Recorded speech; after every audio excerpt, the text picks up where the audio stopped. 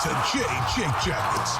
Gear up to fire the cannon and hit the ice with your host, Jay Ashdown and Jake Gehringer. Chilling, vibing out.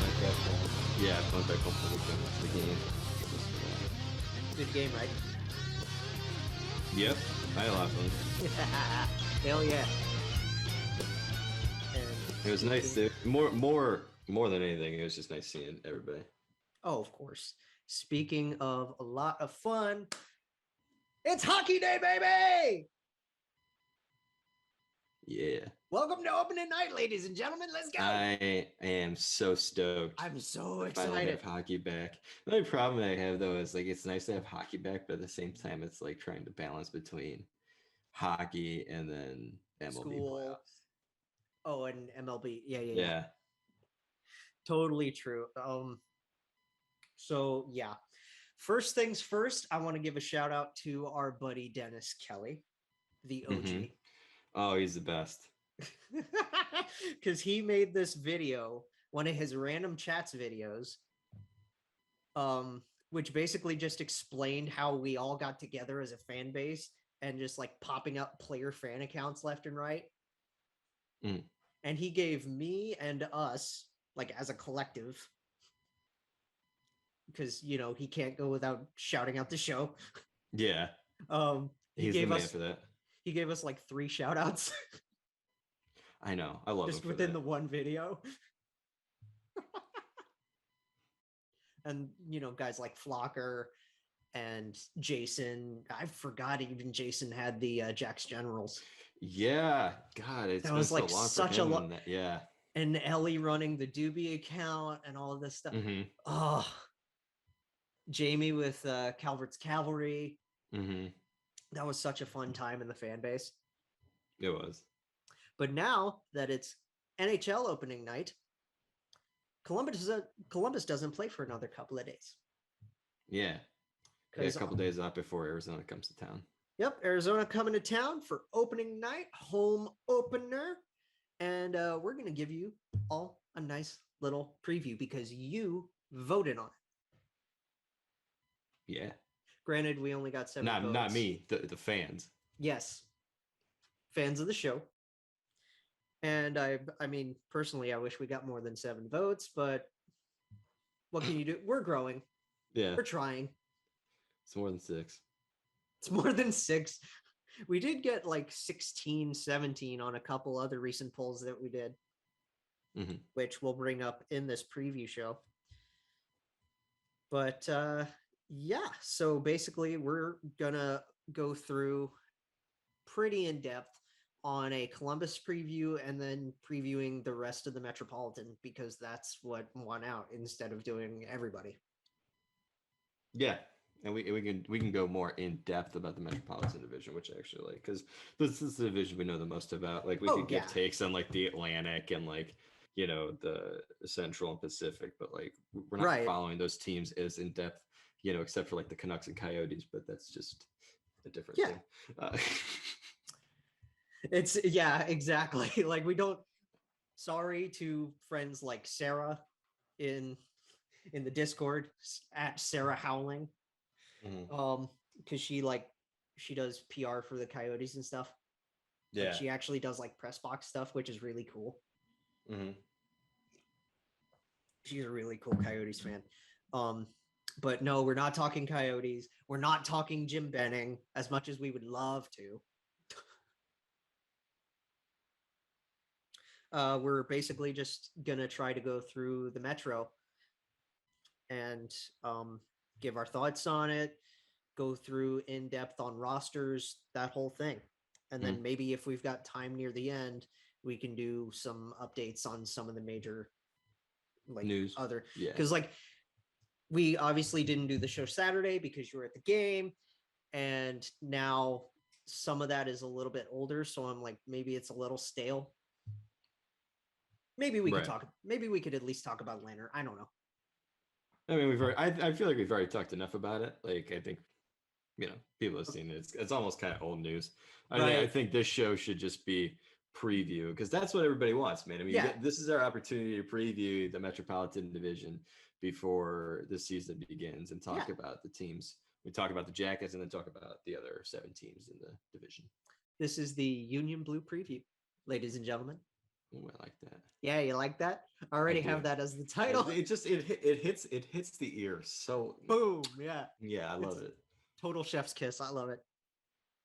Okay. So to start off, which is why I'm wearing this, mm-hmm. the biggest thing that they're doing that we all love is they're doing so many tributes to Matiss Kivlenieks right off the bat.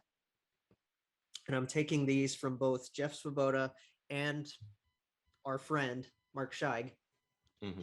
Is it Scheig or Scheig? I never knew that. I've always thought it was Scheig. Great guy. EI Great is guy. like A, right? Like yeah. So Scheig, I'll say Scheig. I might ask him later, maybe if you want to get him on the show at some point. Yeah, met him really good once guy. at a Monsters game, probably like 4 years ago. Super awesome guy. Super nice. He seems like a really chill guy. He is. So okay, I'm gonna read I'm gonna read both of Mark's tweets, and then I'm gonna read basically the little blurb from Jeff, which basically just kind of expands upon this.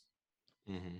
So the opening night plans for the tribute to Matiss: his mother, stepfather, sister, and aunt will all be there in attendance, and they're going to all be participating in the ceremonial puck drop, while a banner with number 80 goes to the rafters for this season. Mm-hmm. So that's why awesome. they moved. Love that they're doing that. That's why they moved all the team banners. Okay, I was wondering that. Yeah, actually, we were all there wondering at the about game. that, right? Okay, that makes more sense. That makes a lot of sense. And I mean, personally, I think so. If you're going to do that,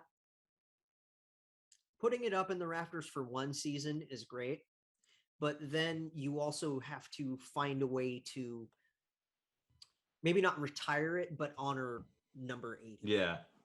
Mm-hmm.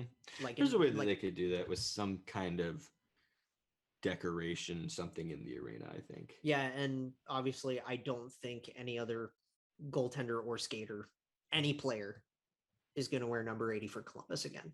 No, that's never going to happen. I would think not, and personally hope not. Mm-hmm. And that's not to shame anybody who would want number 80. No, there's nothing wrong with it. It's just it's like a sacred number at this point. You know, at this point for the fan base and for the team, absolutely. I'm getting choked up just talking about it. Yeah. But yeah, so he's got a ton of family that's going to be there. I hope Elvis starts personally, just for his sake. But then, yes. Okay. So additionally, Kivlenieks' number 80 will also be visible in the ice behind both nets for Thursday's game and Saturday's game against Seattle. Continuing on, all players will also wear an 80 sticker on the helmets throughout the season because, of course. Right. Well, we know players do this all the time. The Blackhawks are going to be wearing 35 on their helmets, and I think they've got a patch on the jersey too for Esposito. Yeah. They did it for, I believe, another number 4, right? That passed away. Yeah. Right. So we know franchises do this. It's like it's a normal this is not thing. uncommon. It's a very normal thing. So yeah, now on to. Ooh, yes, this expands a lot. This is Jeff at Jackets Insider. For those of you that, obviously, I'm sure so many of you follow him already. He's a great reporter. If you don't, please, Svoboda is great. The Blue Jackets will also honor the memory of goaltender Matiss Kivlenieks, who passed away in July. Members of his family, including mother, stepfather, sister. Yep. They'll all be in attendance doing the puck drop. The banner with his number is going to go up. His number will also be visible on the ice. Yep. This is all stuff that I basically read. Okay. Following his passing, the Blue Jackets Foundation established the Memorial Fund, which we know that a lot of Matt's merch from this collection went to, like proceeds from that. Yeah. Went into that fund. And it supports youth hockey initiatives in Columbus and in Latvia. Right. The organization and McConnell family pledged $80,000 to match every donation made to the fund in his memory. To date, over $100,000 has been raised. Damn. That's amazing. And then on opening night, all CBJ Foundation raising activities, including 50-50 raffle, auction, and merch sales, including official warm-up pucks and special Kivy hats and t-shirts, which I'm assuming Matt might be a part of this. I don't know. If he is, that's fantastic. Good on you, brother. Yeah. Because we know that Matt does all sorts of things with Cam still and with Nick, with current former players. His Roslovic collection just launched today on the Tuesday that we're recording this. Oh, really? And it's awesome. Okay, I'll be sure to check that out. It's a really cool collection. The design is really awesome. But anyway, okay. 50-50 raffle, auction, merch, sales, Kivy hats and t-shirts. They will benefit the Memorial Fund.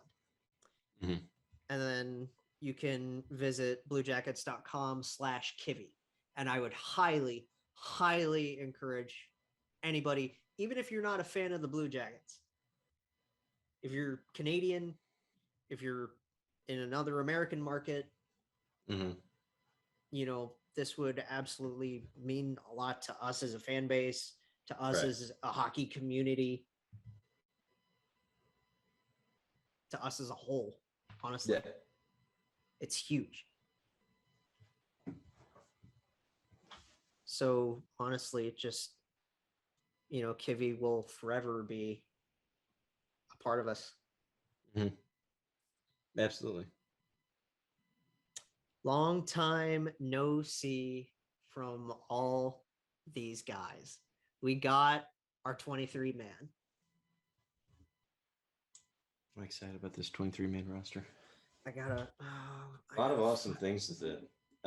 Most notably is not even, I think, just the roster in general. It's the announcement that they made today. Yes, and we'll get to that. But I do want to go through the list first. We can do that. So let me open this up. No, not Ticketmaster. Oh, wait.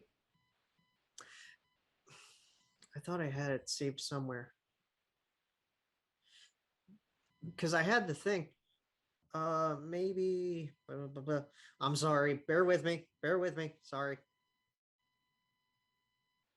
I had it somewhere, like just to be able to read.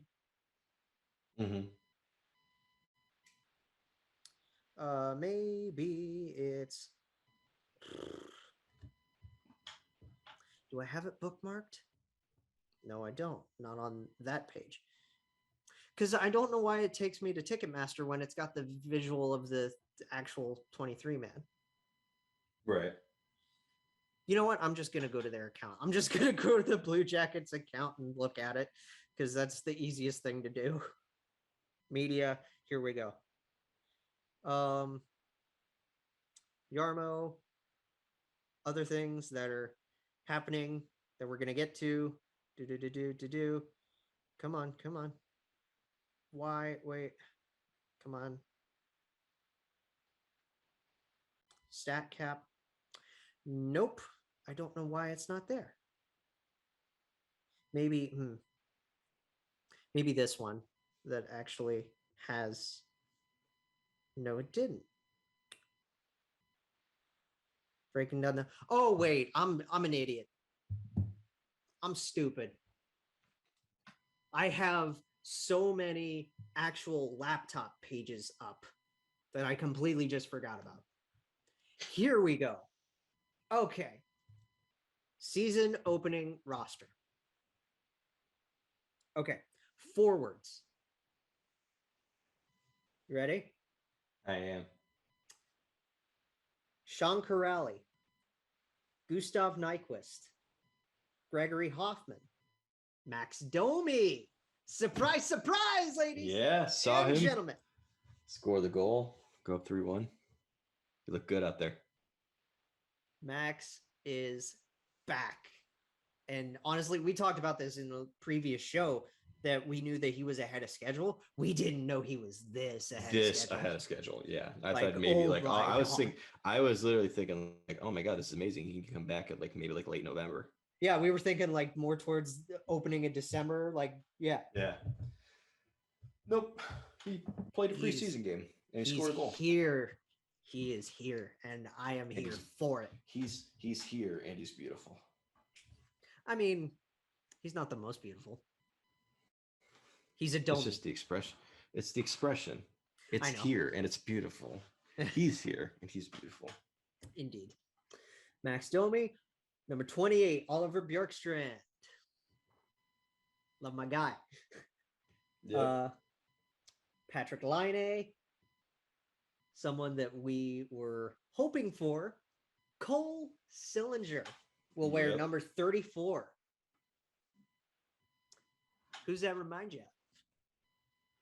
I'm going to tell you a hot take right now. It's not a take I believe in. I just want to say it. He's going to be the best rookie forward in the NHL named Cole.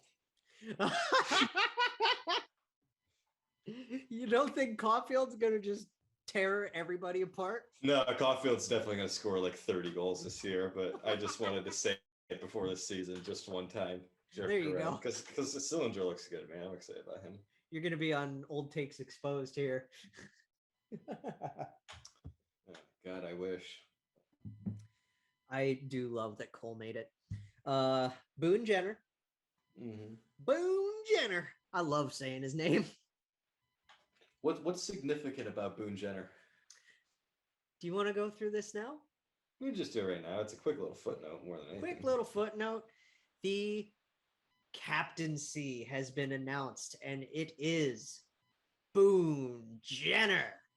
Yeah, there are two guys that you and I agreed on were very strong candidates, and Boone was obviously, I think, the front runner, and then the second guy who we talked about ended up becoming an alternate, and that's Bjorkstrand.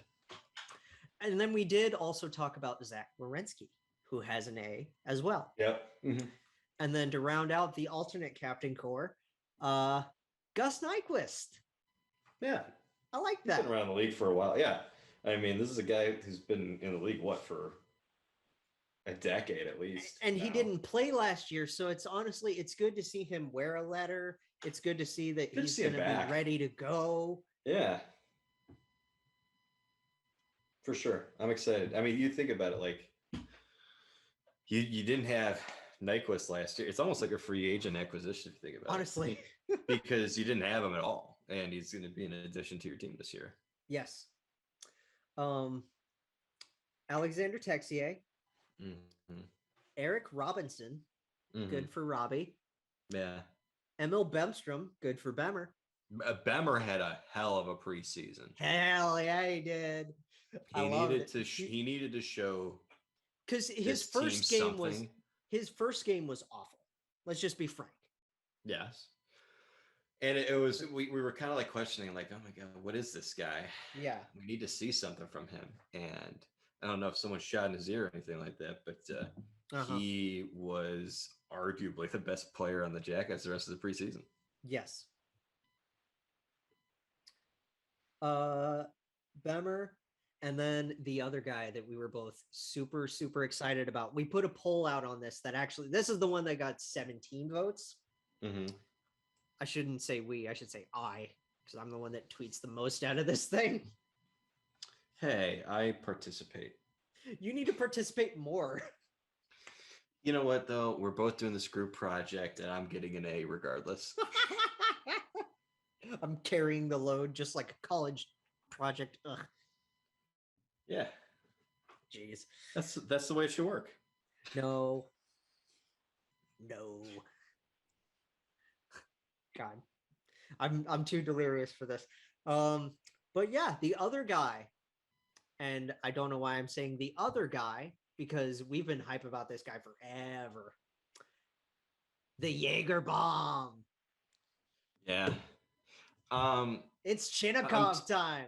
I'm a little torn, to be honest about it. Really? Because the only reason I say it is because it's the role. Like, he's not even good. It seems like he's not even going to play in the first game. And I'd love to see this guy play for sure. But at the same time, I'm not necessarily sure I want him up in a bottom 6 role when he could be in the A in a top 6 role. Right. Adjusting to the speed and style of North American hockey. You know what I mean? Right. It'd probably be good for his development that way. It would be. And I think, eventually they'll send him down just to give him an adjustment period. Yeah. But him making the opening night roster is awesome. It is awesome because he deserved it. He earned it from how he played. Absolutely. In the preseason. Him and Cole were just lights out.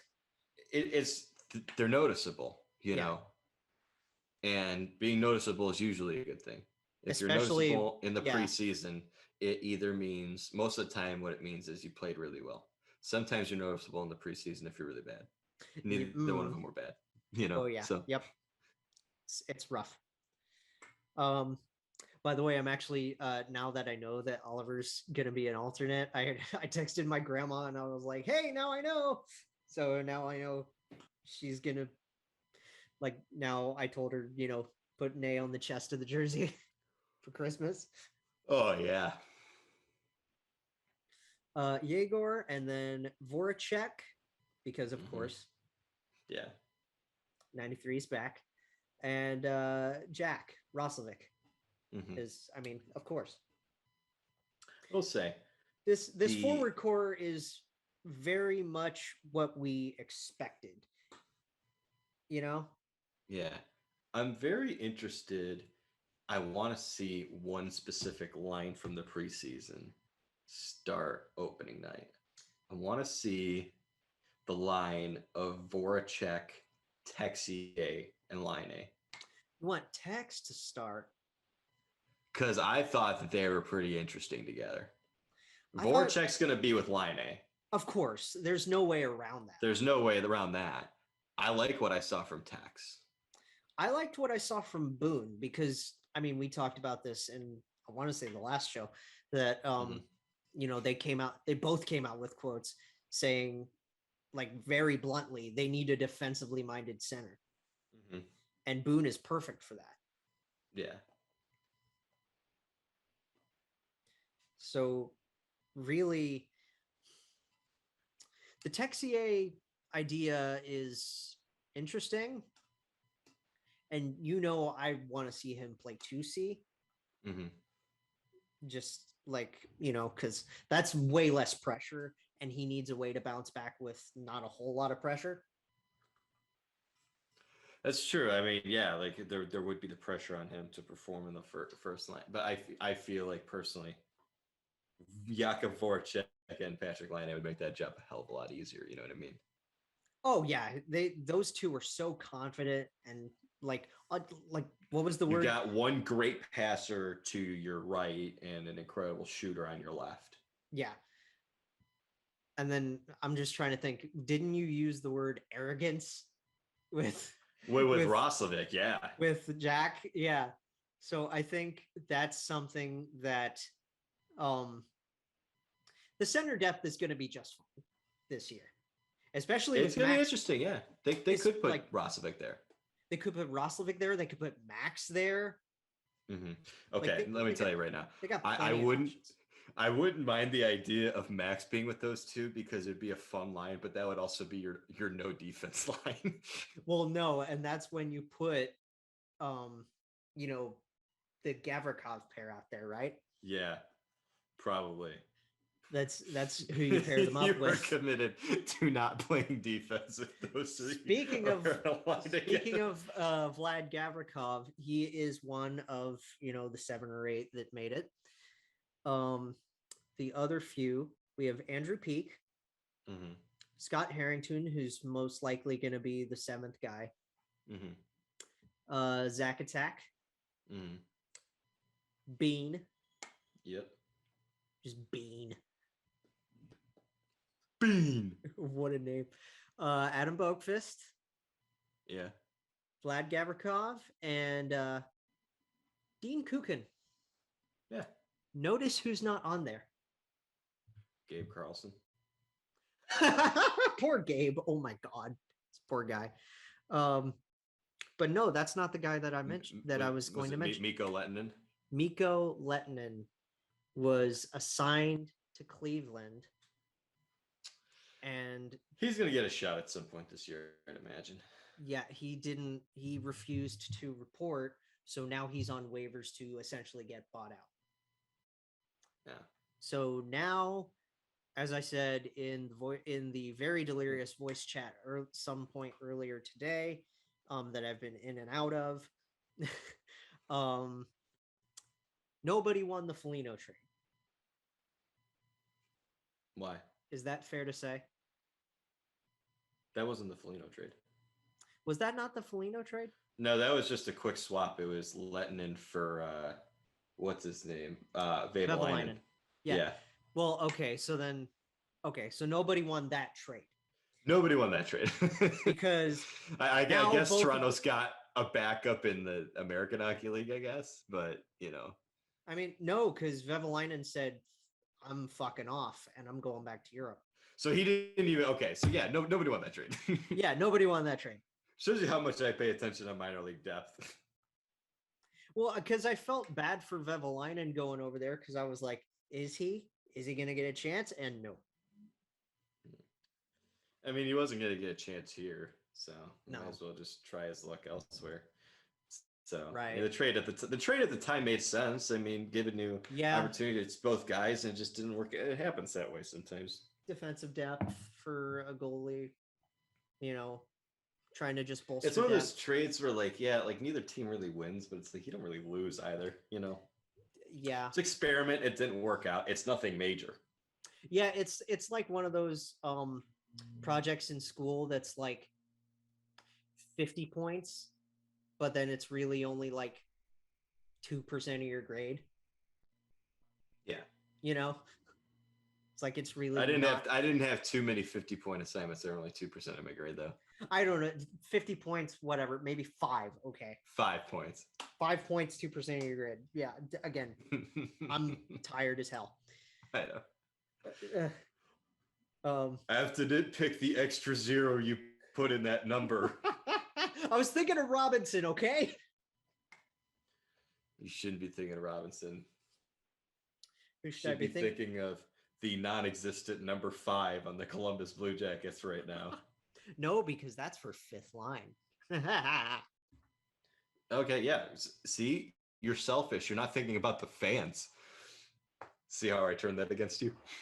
You fucking geek. It's just like that's our thing now. Is me, like our abusive part of this relationship is me calling you a geek and then you turning things on me. Yeah. But that's the other reason I have you do all the work. So if anything goes wrong, I can just be like, well, Jake's the one doing it. Piece. I love you though, bro. I love you too, man. Anyway, let's get to some predictions, man. Let's get to some goalies first. Oh, really? Because we didn't touch on these guys, but I mean, we know it's the same. I mean, that's kind of why. But we can get into it. Jonas and Elvis, and they're gonna split. I would say Elvis more than it's probably going to be a really close. Like a 50-30. It'll be a really close split unless Jarmo, because we know Jarmo loves his mid-season sells. And he's a wizard at mid-season sells. Yeah. Right? He's a magician. If he deals Corpusel, right? Oilers. You're really sticking to that, aren't you? Yes. You really want Koskinen, huh? No, I don't want Koskinen. I just think that Ken Holland would pay a hilarious amount for him. That's why. That's the whole reason. The whole reason is trade him to the Oilers because Ken Holland's kind of an idiot. Oh my God. Okay, get realistic here though. So if Jonas were to get traded, where does he go and for what? Okay, he's gonna go to the Oilers for a second round pick. Second rounder? I think that's actually a fair prediction. Because Koskinen's only got 1 year left on his deal. So it's pretty reasonable to say that it might be Koskinen in a second that you get. Maybe. Yeah. And then just, you get the second. Cool. Yeah. The other thing that you have to account for, and the only reason it's hard to predict, is because injuries are very much a thing. And the second that a team he could be in Tampa by the end of the year. Yeah. Like Vasilevsky goes down, they need a goalie, they trade for Corpus. Like that can happen. Right. You never know. Injuries but then you get Corpy and Brian Elliott. Like that's your goalie depth if Vasi goes down. And it's better than just Brian. It's better than just Brian Elliott. That's fair. You know what I mean? Like they're weird how many players change teams like that because our boy C-Mac retired. Mm-hmm. 2-time Stanley Cup champion Curtis Mccloud. Yep. Love that man. Yep. The most wholesome career backup in the world. Oh yeah, legendary Calgary Flame, Curtis Mccloud. Legendary Toronto Maple Leaf. He was great. Legendary Arizona Coyote. It always comes back to the Coyote. Legendary Carolina Hurricane. That dude was amazing. He was in Carolina.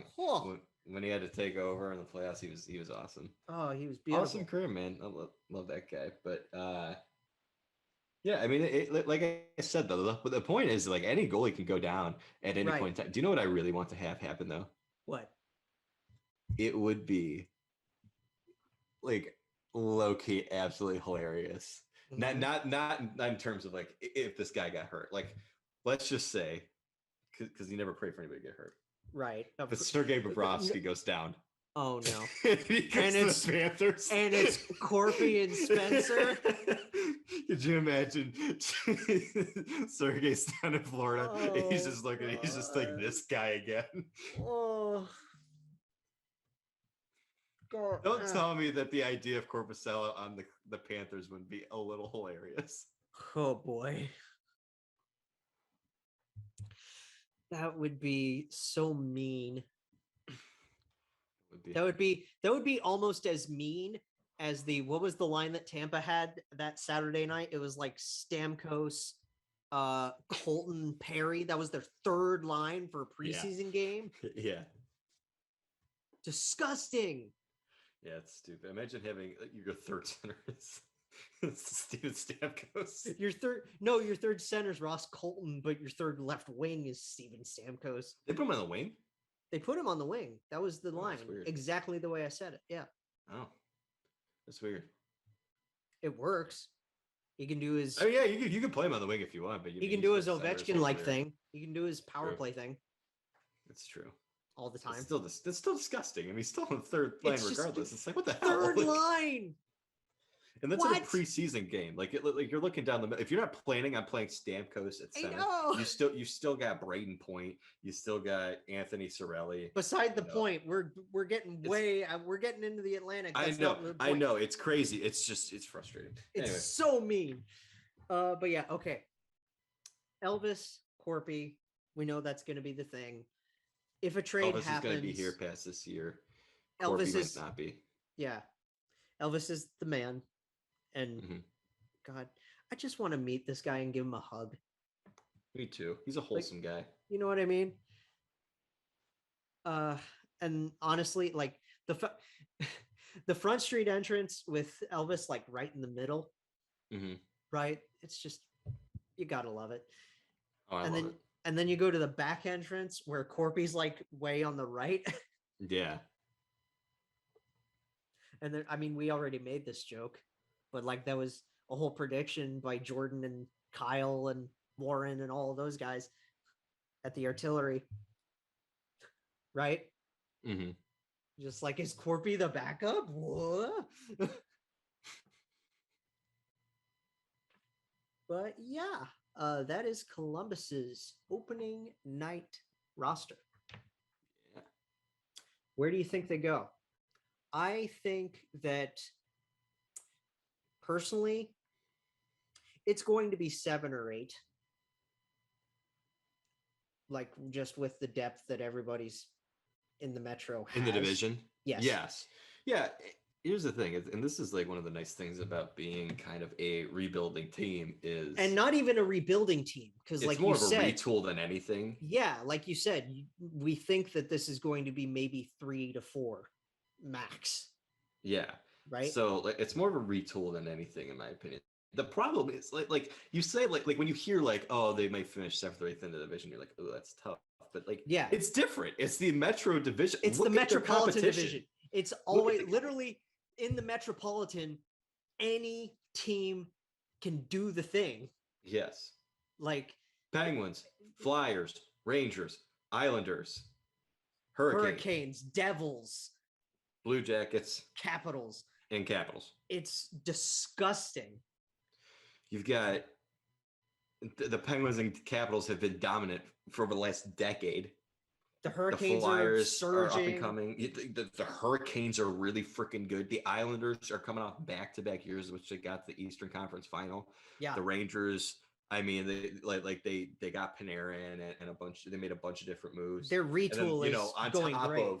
On top of getting Kako second overall and Lafreniere Alexi Lafreniere first, like it's, and then other like players that they picked that are young, like they didn't pick him as part of a trade, but Adam Fox just won the freaking Norris. Right. They just picked a couple of years ago Keandre Miller, and he was awesome last year for them. Yes.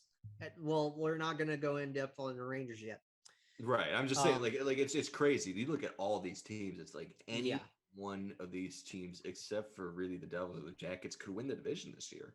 Pretty much. And it's an even numbered year. So, I mean, Flyers, hey, how we doing? It's fair enough.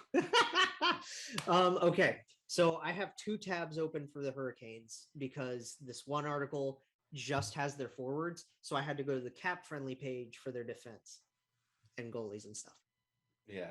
And I'm going to start off by just saying right here, right now, this is the team that's going to win the division. Hell yeah, it is. I'm all in on the Hurricanes. I'm all in on the Hurricanes to win it. Yeah. The only concern I have is health of the goaltenders. Correct. Yes. But if they stay healthy, they're winning the division. Yes. Line 1, Mr. Svechnikov. Yes. God, I can't fucking do that any other way anymore. That Jordan Martinook ruined that for me, or blessed us. Yeah. He blessed us. He ruined it. Svechnikov, Sebastian Aho, and guy on my fantasy team, Martin Nichas. Nichas. Or real Nichas. I think yeah, because Tim got mad at me in the Discord call. It's Nichas. Yeah. Real quick. First of all, sick first line. Yeah. Unbelievable talent. Unbelievable. But Aho and Natchez, did you see who they were hanging out with yesterday? Harry Styles, yeah. Like, what? That was the craziest thing ever. Like, I just checking Twitter and I see that's posted. It's this Instagram story picture just randomly there. Just them golfing together. It's just casually hanging out with Harry Styles. Yeah, do you think Harry Styles is going to turn into their Justin Bieber? He could, but I mean, let me tell you, it's a little opposite though, because the whole meme with Justin Bieber is people not liking him, like and people don't really like know Harry. too many. I love Harry Styles, awesome guy, So apparently, I mean, and that's what they said. They liked him. You can't. I mean, we can't tell. We're just 2 randos, But according to Marty Natchez, he said that Harry's a pretty humble guy. Was just trying to get into hockey, so who knows? Maybe he's the new unofficial mascot of the Hurricanes. New ambassador. Yeah, get him a jersey. David Ayers and Harry Styles. Oh, what a duo! Love it. Okay, all right. Line 2, ready? Yeah. Line 2 is Kotkaniemi on the left. Okay. Trocheck at center and Teuvo on the right. Oh my God. So underrated. That's stupid. That's stupidly underrated. Mm-hmm. Oh my god. Third line. Third line is Jordan Nino. Stahl's going to be their Nino. Nino's on their third line. Nino on the left. Nino Niederreiter on the left side. Mm-hmm. Jordan Stahl at center, and Jesper Fast. Jesper Fast. Oh, that is such a good third line. That's unfair. That is such. I mean, that's a third line that's got speed. It's got skill. It's got size up the middle with Jordan Stahl, who's a freaking monster. He's a tank. I mean that's a good two-way line too. And that's what you want out of your third line. Yeah, that's exactly a third line that could put the puck in the net, but they can defend too. Oh yeah, and Niederreiter's got so much style.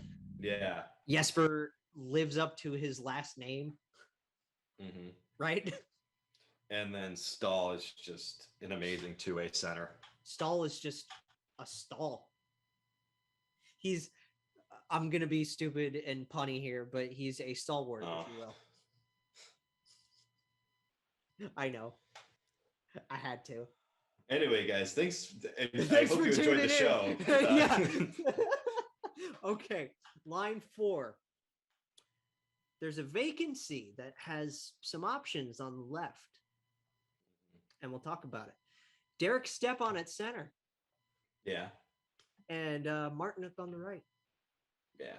They're definitely going to miss Brock McGinn and Warren Fogle. However, in the case of Warren Fogle, we could talk about this specific defenseman they got for him in a second. I don't think they're going to care too much, but they're definitely going to miss Brock McGinn. This article from the Canes website talks about how the third line literally, and I quote, screams responsibility. Yes, legitimately. Yeah. Okay. Fourth line, right? So we got Stepan, we got Martinook. Great veterans, know exactly what they're doing. Yeah. And they know their roles. Right? Here's the thing. This is in the fourth line center role, Derek Stepan, if he is just exactly what he was with the Coyotes the last couple of years, which was he was underwhelming for what he was getting paid.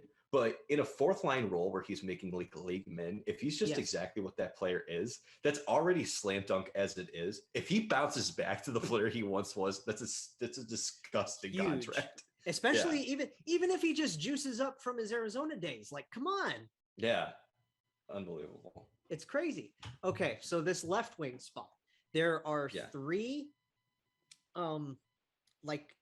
certain candidates right now. All right, who are they? Steven Lorentz. Okay. Which, I mean, kid's good. Yeah, seen a little bit of him. Seth Jarvis, who they got in the Patrick Marleau cap dump. Yep. Oh, God. Here's a fun fact. I learned this from my delirious call. Seth Jarvis was born 5 years after Patty Marleau entered the league. Right. Like, this kid he's so young. He's 5 years younger than I am. What? Oh, who's the other option? The other option is Jack Drury. Okay. So they got some interesting options. They've got good prospects. It says here that Drury played in Sweden last season. He's a former second-round pick, I think, right? Played at Harvard. Drury put up nearly a point per game. Mm-hmm. I don't know about where it doesn't talk about where he was in the draft, and then they have next guys that could play, which I think we talked about this with the Chicago Wolves. He was a 42nd overall pick in 2018. 42. Okay. So guys that are going down to the Wolves that can fill this role: Stefan Nason, Josh Levo, and CJ Smith. Okay. Very good. Very good. They got some options. And this is the struggle I have. It's what I said earlier about Chainikov. Like, do you want him in a bottom 6 role? Right. Do you want in the case in of a bottom 6 role? Well, no, I think I feel most comfortable with Lorentz. My question is, it'd be tempting to put either Jack Drury or better yet, Seth Jarvis in that role. Fair. Seth Jarvis on that fourth line would be disgusting. It's crazy. Okay, so their defense. Their defense is interesting, man. Their defense is solid. Because everybody's going to focus on the fact that they did lose Dougie Hamilton. But yes, I think but that it's they still did a really pretty good job of reining it in. Like, they got some solid pairs. Like on the left side, like they got obviously Jacob Slavin. I'm gonna read these names. Yeah. Just read them out. All right. Slavin, Brady Shea, Brett Pesce, Ian Cole, Ethan Bear. How about that? The Colbert pair. I know. I'm getting worse. I know. That was another. We still have more teams to do. Oh okay, God. Listen. You need to join the Discord. You need to join the damn thing. See, this is why I don't join. Every bad pun equals one more day I don't join. It's Tim's fault. Okay. It is. It's Tim's fault because he's the Canes fan. Tim, shame on you. But yeah, Ian Cole, former Blue Jacket Ian Cole. He had a cup of coffee with us. He did, and he was all right. And Ethan Bear, Ethan Bear. What the fuck? Love that addition, man. I know. It's like, what are you doing, Kenny? Gotta get some of that grit. Yeah. And then the questionable guy, the big question mark in D'Angelo in TDA. Yeah. Mm-hmm. Which, I mean, listen, regardless of we don't need to talk about the on the ice. Yeah. Yeah. Regardless of him being an absolute dick. Like, no matter what you think of him as a person, I don't care. He's a good defenseman. Yes. Like defensively, he's not great, but offensively, you don't care because he completely makes up for it. Like, you're looking at a guy who can help run the power play. And he's a right hand shot. Very put him with Jacob, and they will just fill the net. Yeah, I think that's certainly an option. I feel like for your first pair, though, I'd feel more comfortable putting Slavin with Ethan Bear. But you still have those options, man. I mean, Tony D'Angelo could play. Tony's right side, right? Or can he play either? He's right side. He's right. Okay. Right side. So then, who would you? I would consider putting him with Ian Cole. Put him with Cole. They balance each other out because you have one stay-at-home defenseman and one guy. Oh, he is. Plays. Yes, and then Tony can just go run amok. Yeah. Tony can do his thing and, not have as many responsibilities. You got a more responsible stay-at-home defenseman on the other side. And then their put seventh Shea guy with Pesce. Yeah, their seventh guy, and I mean, Shea Pesce has been a thing. Like, they know how each other plays. Their seventh guy is a guy that came from a rival team in Brendan Smith. Yeah, I mean, this guy is the definition of a utility guy because he can play either defensive side or left wing. I'm surprised they haven't put him in discussion for the fourth line left wing if they really wanted to. To be honest, that's a total option. I mean, I'm sure it's not your first option, but it's something that you could go to throughout the course of the season. But it's definitely something that I think Brind'Amour would go to in a pinch. Yeah. It's not a bad idea. And then the goalies. Yeah. Is the big question mark. Freddie needs to stay healthy. Yep. Antti Raanta needs to stay healthy. Because you don't want to go. You don't want to throw Eetu Makiniemi to the Wolves. Let me tell you. Do you want to know my prediction for the season? I say my prediction is that the Hurricanes will win the division. The starting goaltender will be Antti Raanta. Whoa. The guy who will lead them there will be Antti Raanta. Just like how Jack usurped it? Yep. That's interesting. Okay. You're looking at two guys, very solid goalies. Mm-hmm. I think people really underestimate Antti Raanta. And part of the reason they really underestimate him is because he's always out. Here's three reasons. One, he's always out. Two, he had Darcy Kemper alongside of him. And three, he's in Arizona. And yeah, Darcy was god in Arizona. Like, come on. But you look at the numbers for this guy, and you're like, oh my God. I know. This dude is healthy. He's great. His numbers are unbelievable. Yeah, he just needs to stay in that net. Yeah. We're going to pause just real quick. All right, we're back. Sorry for that. Quick little diversion. The New Jersey Devils. Okay, quick stat that I just saw. Mm-hmm. Youngest team in the NHL, average age, exactly 25 years. Wow. Second youngest, Columbus Blue Jackets, 25.2. Oh my goodness. We're getting a lot of activity on the brand Twitter right now. Just a lot of likes. Good. Cool. We'd love to see it. Just likes from, burner fan accounts and stuff. Just fellas, just guys. Okay. Forwards. Like, they don't have lines or anything. They just have, the big lists. Mm-hmm. This is their 23 man. Andreas Johnson, who was pretty brutal last year for them. I know not a lot of Devils fans like him. I hope he bounces back. Yeah. He is a body. So good, he will play games for them. Good middle six guy. Yeah. You hope that he bounces back to that form. Absolutely. Yegor Sharangovich. So their own Yegor. Very, very solid forward. Very excited to see what he does this year. Yeah, me too. Pavel Zaka. Yeah. He had a good year last year. He was what, I think like a 6th overall pick. There's a lot of disappointment around him because it seemed like he was never really going to become a star. Pretty sure we talked about his draft to develop. Yeah, and then wasn't he in the Mccloud draft? I believe so. 2015, I believe. Yeah.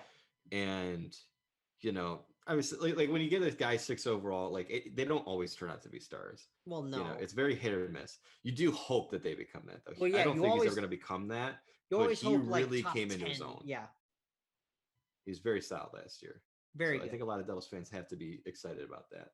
I think he'll end up being the 3C. Probably. Sure. Yeah, because you got 2 other first overall picks. You got Nico, and do you think Jack Sanders is online? I would hope so. I mean, that should be the long-term goal with this kid. Right. I mean, he's entering his 3rd year in the league. Yeah. Okay. Jesper Bratt. Yep. Solid winger. So if they do go Nico, Jack Hughes, I can see it being Hischier, Hughes, Zaka, Bratt. Does that make sense? For center. Bratt on the 4th. I thought he was gonna play wing. He could play 2-3 wing. That's sure. I think that's probably the role they want to put him in. Sure. Tomas Tatar. Yeah.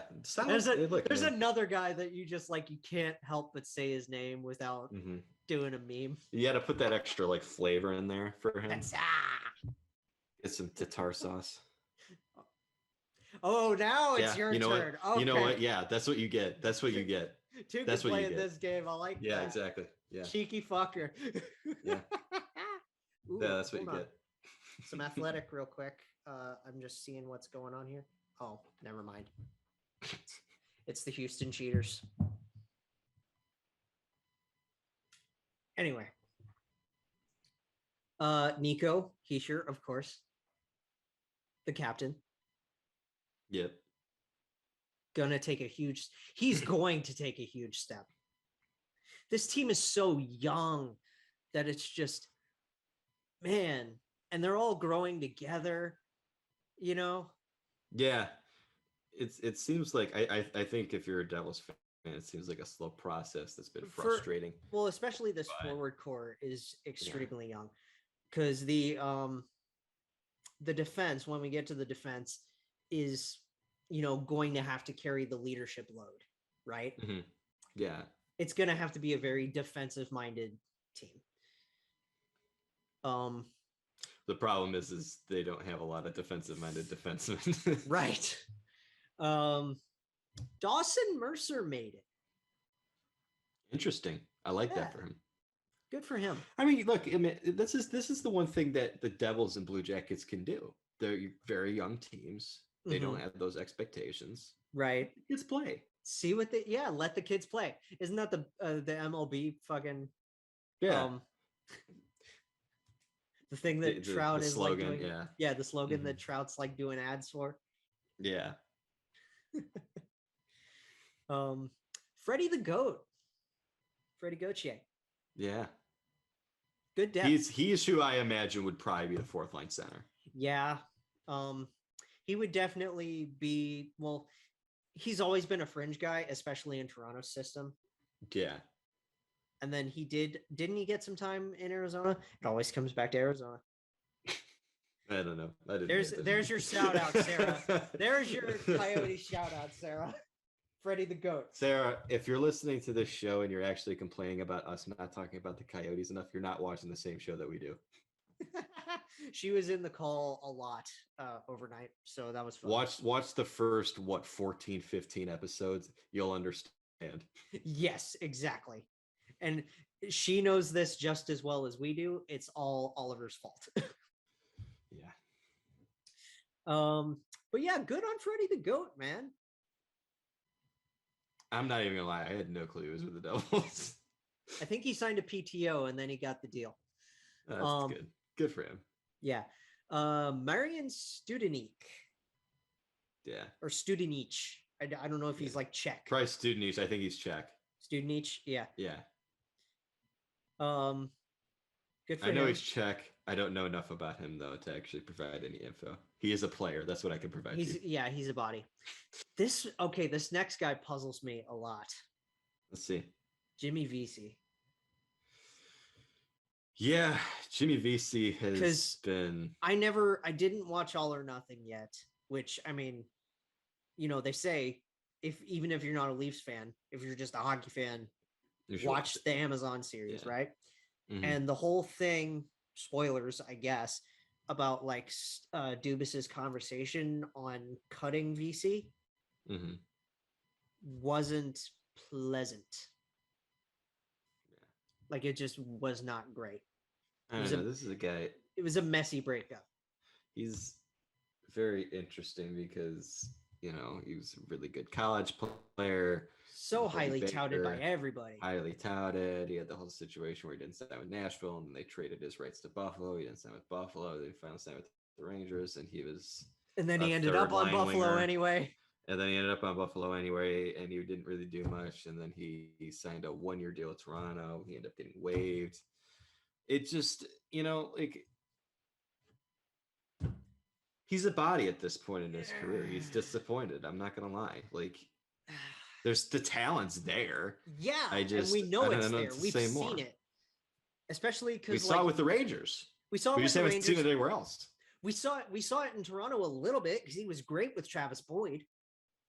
When that saw for like a couple games in Toronto, and then it kind of burned out. You know what I mean? Like it's tough because the number one thing, we can see legitimately throughout the course of his career, you can see the talent's there. The flashes are there. Yeah, it's just he can't. It's just flashes. Yeah, he can't.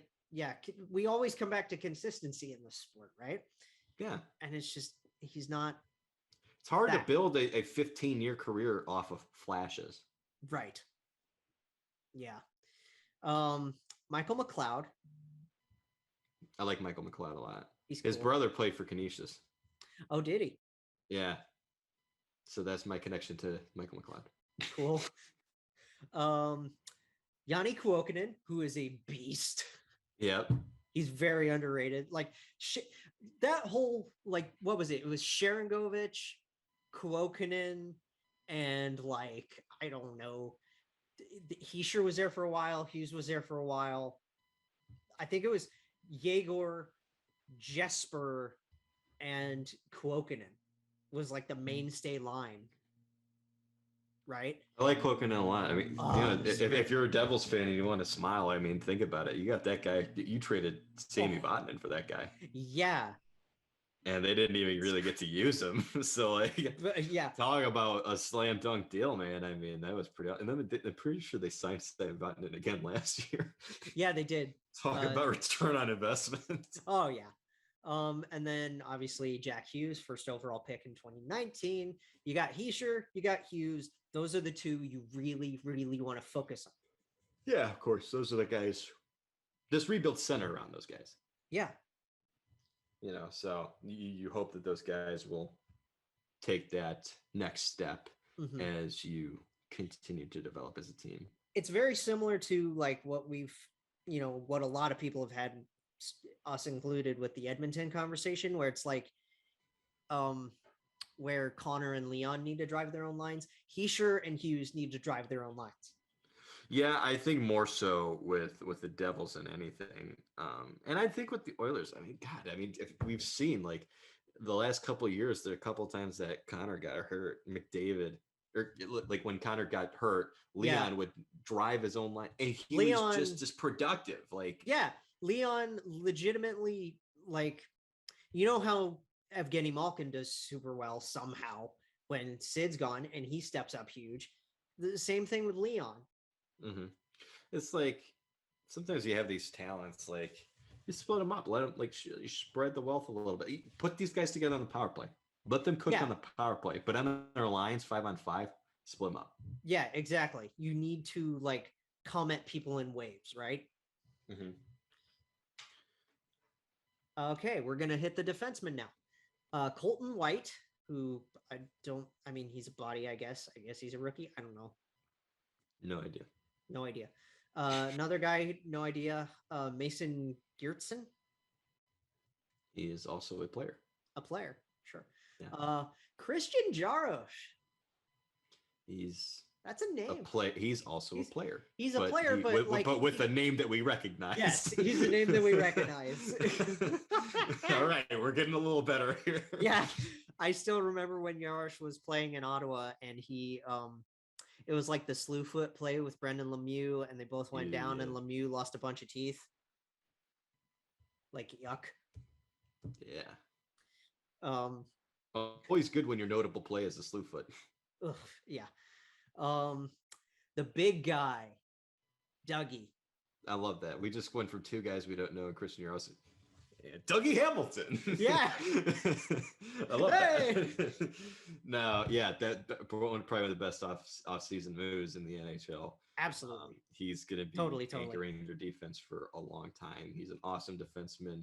I would say, I think he's a top 5 defenseman in hockey. Oh, absolutely. He's that good. He's so good. So, he's not, well, that's the thing, is he's a defenseman, but he's an offensive defenseman. Yeah. And I mean, he's okay on the PK. Mm-hmm. So he's more of a power play guy, but he can definitely play some penalty kill. He's solid defensively. That's what it's like. We talk about Tony DeAngelo. Oh, yeah, terrible defensively, but great offensively. Mm-hmm. Dougie Hamilton, good defensively. Yeah. Great offensively. Oh, yeah. Therein lies the difference. Yes.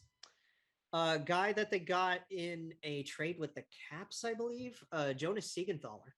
Yeah, they got him at the deadline last year. And Siegenthaler's very, very much a stay-at-home, defensive-minded defenseman. He was solid. I mean, his analytics were pretty solid with the Capitals. He never got that chance because, a very veteran team. He wasn't getting the at-bats necessary, so they gave him a chance elsewhere. Yeah, and I mean, we'll little strange that they did that in division, though. Not gonna lie. I mean, what else is like? Is it stranger than Calgary and Edmonton trading with each other all the time, and Vancouver? That's strange for sure, but I don't know. It's good for Jonas though. Like, he's finally getting a chance.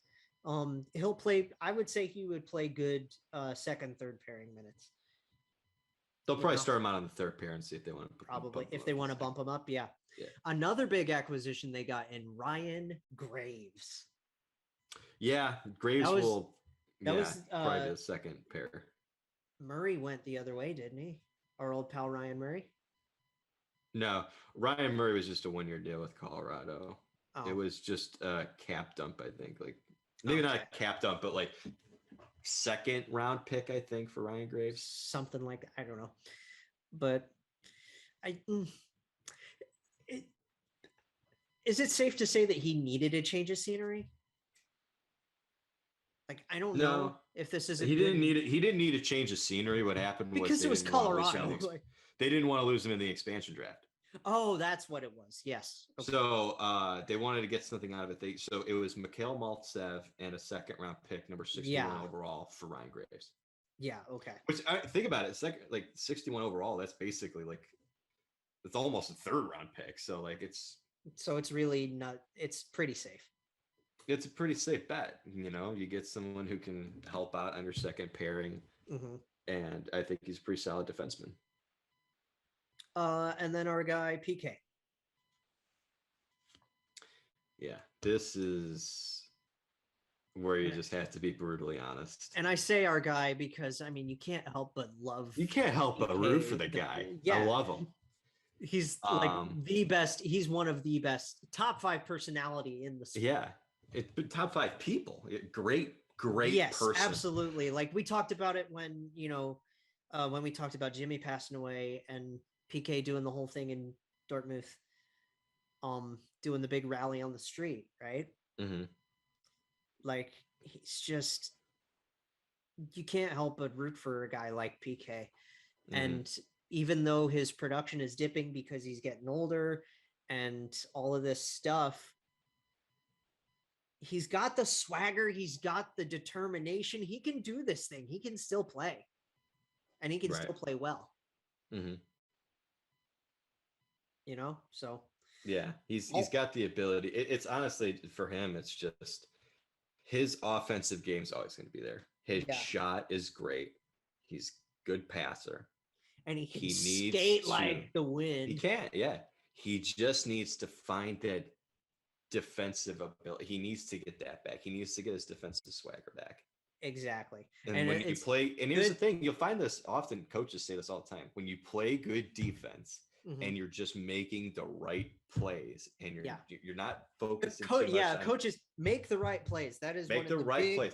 Coaches make the right plays, play solid defense, and then you'll be stunned. It leads to good offense. Play the right way is like one of the biggest coach cliches I think we ever hear. And it's a cliche, but it's correct. There's a reason it's said so much. It's not said because it sounds good. It's true. If you're just making these smart, simple plays. Yes. It's amazing what you can do. Exactly. He needs to get back to that. Oh yeah. Okay. We're going to get into goalies, and then we also have, apparently they have their IR listed, which are all eligible to be activated prior to Friday. Mm-hmm. So they got Mackenzie Blackwood, obviously, and he's not vaxxed yet, I believe. So he would still miss the 9 games they play in Canada, which is in a brutal, crucial stretch, I think, in their schedule. Yeah, but thankfully they got Jonathan Bernier. They do have Jonathan Bernier, and he's been very, very solid. He was good in Detroit. Yeah, he was very good in Detroit, which is wild. And then they also have they got 2 types of wood. They got Scott Wedgwood. I couldn't avoid that one. Dude. The problem is I need to refrain from saying something hilarious in a different way.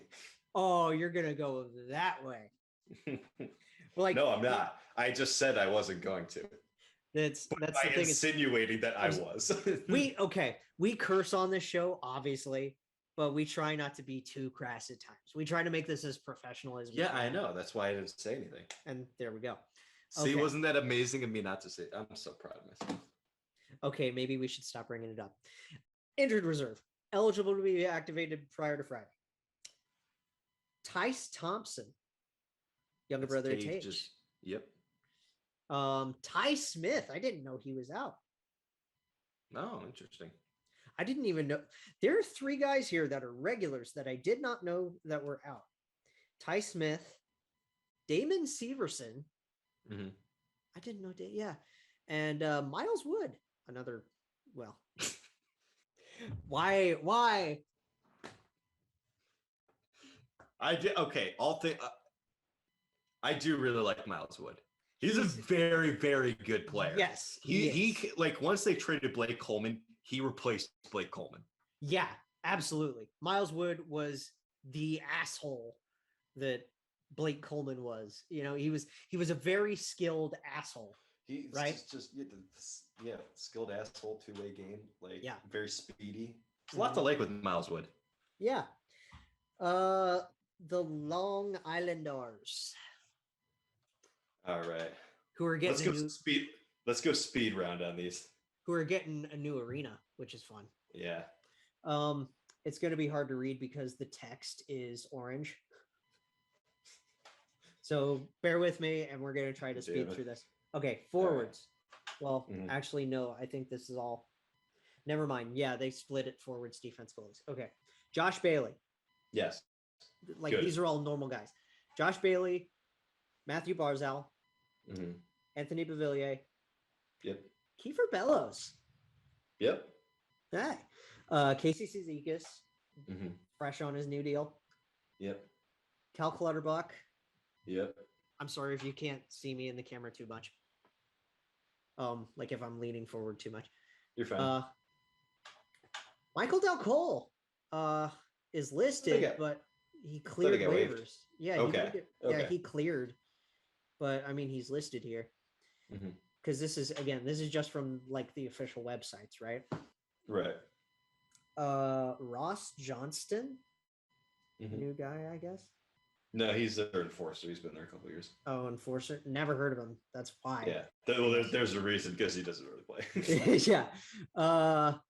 Uncle Leo Komarov. Anders Lee. Anders is healthy, which is good. Actually, let's backtrack for a second. Devils. Where do they stop? Where do they play? Or where do they place? Probably 7th, right? 6, 7. The Blue Jackets and Devils are going to go 7 or 8. I'm not sure. 7 and 8. Okay. Doesn't matter. Yeah. Okay. Okay. So Anders Lee back and healthy, which is good. Brock Nelson, obviously, because most of this is bringing the band back together, right? JG Pageau. Kyle Palmieri stayed. Yep. Newcomer Zach Parise. Ooh, doesn't it sound so beautiful? Isn't it wild? Wow. That one I didn't. Okay. Wow. That one I did not mean to do. Oh, wow. I didn't mean to do that one. I'm sure of it. Yeah. That just kind of slipped out of my mouth. I'm sure. I didn't mean to do that one. Mm. I didn't mean it. And then rounding up. I gotta go. No, you don't. And then rounding out the forwards is Oliver Wahlstrom, who is their breakout candidate, basically. Yes.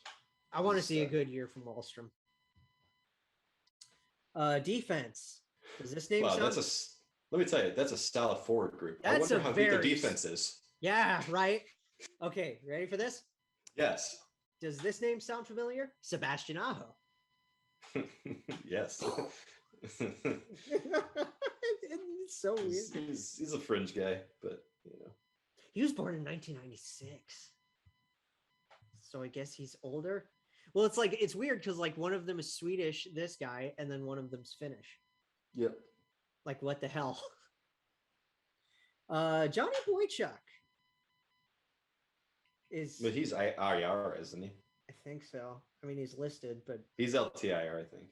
Oh, poor Johnny. So he's like listed on the roster, but he doesn't play. Yeah, because he's done from his eye injury a couple years ago, right? When he got cut by Lekkonen's skate. Yeah. Man, that's brutal. It's so brutal. Not new face. And new/old face. Big Z. Zdeno Chara. Yeah, I hope they don't give him too big of a role. He should be on the third pair at best. It's gonna look so wild.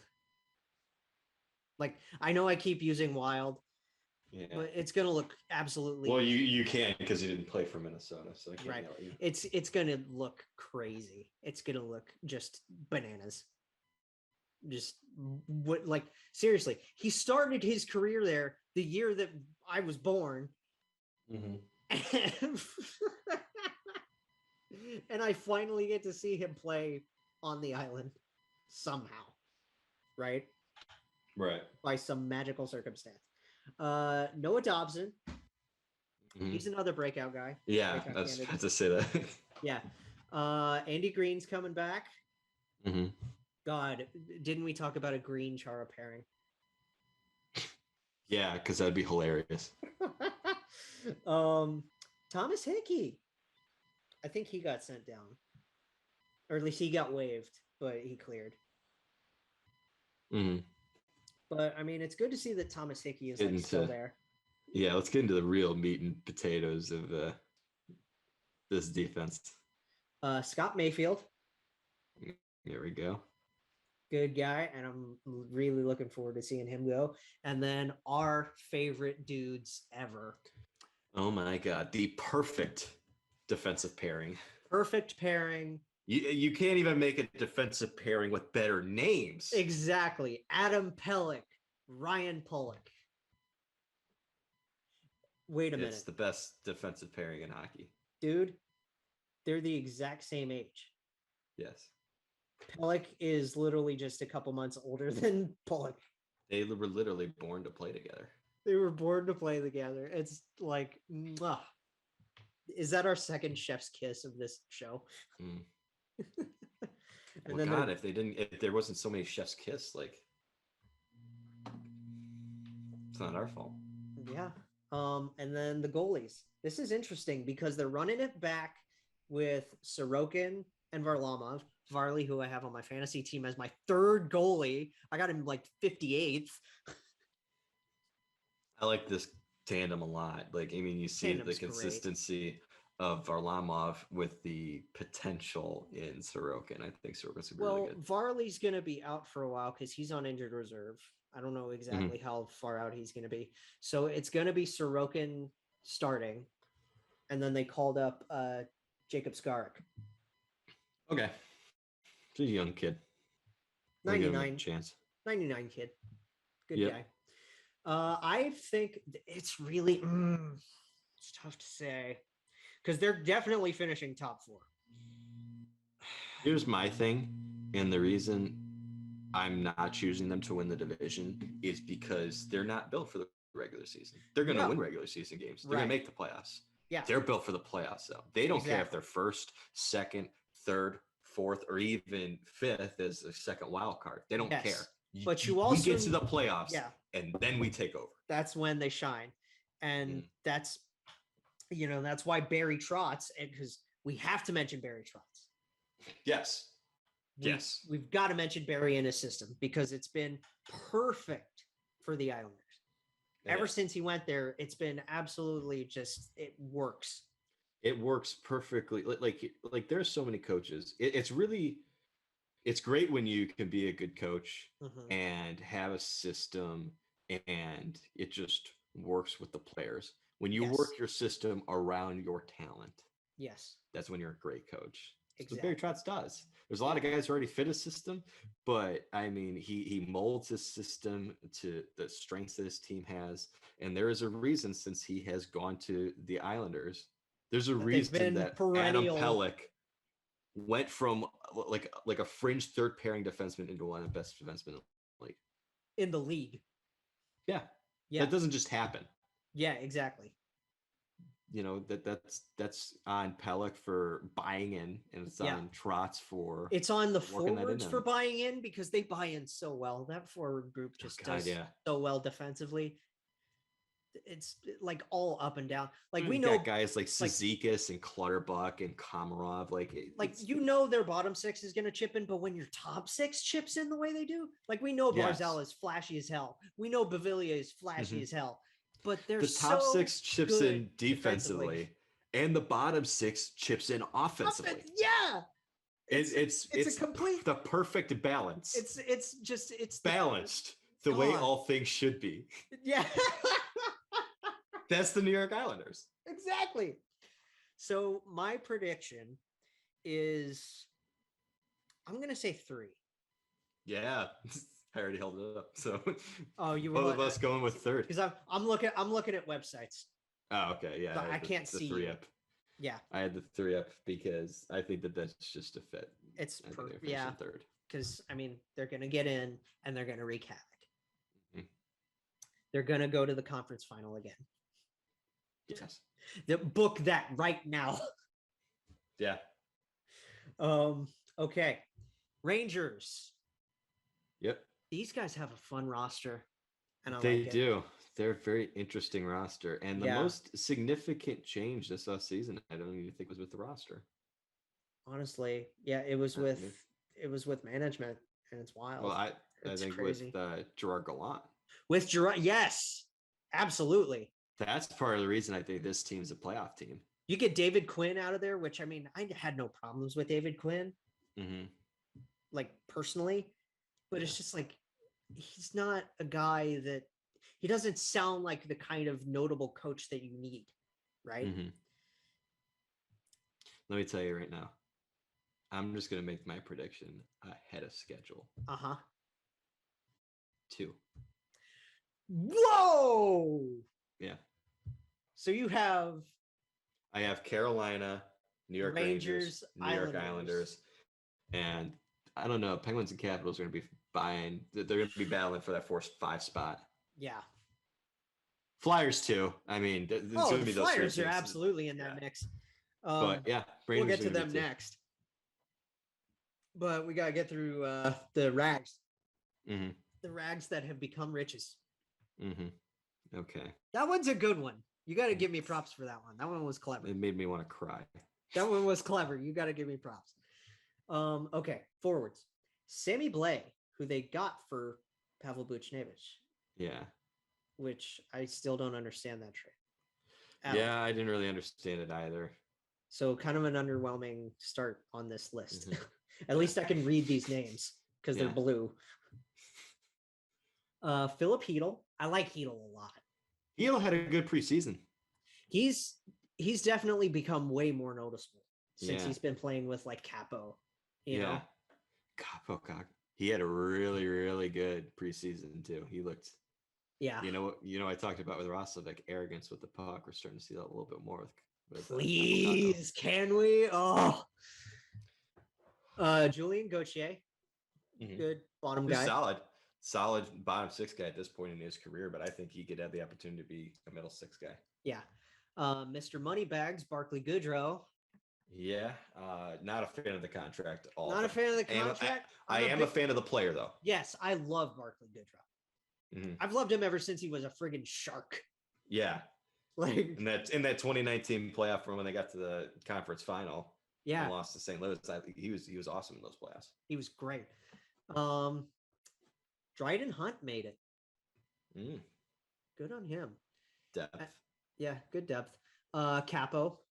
Who we know is, he's taken some time to turn into what we thought he was going to be, but he's getting that's there. fine. But that's understandable a lot of times with players who are international, come over to the league playing a different kind of style hockey.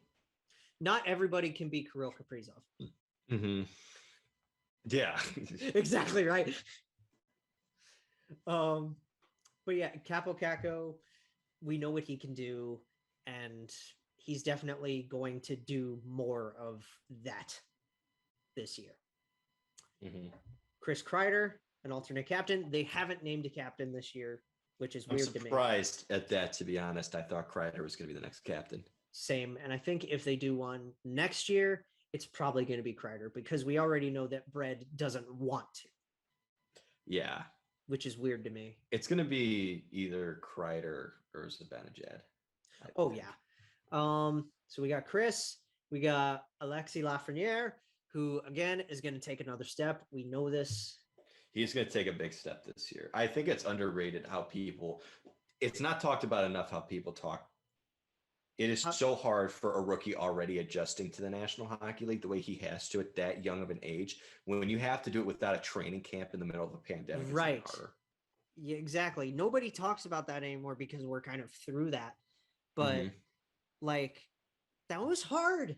That 56 game season was a slog. Yeah, for so many teams. With a season under his belt and a training camp preseason, I think he's going to have a good year. Oh yeah. Good looking kid too, if I'm being honest. Yeah. Like, I think he could put up 40 to 50 points this year. Oh yeah, easily. If they play him on that, second line with with Ryan Strome, easy.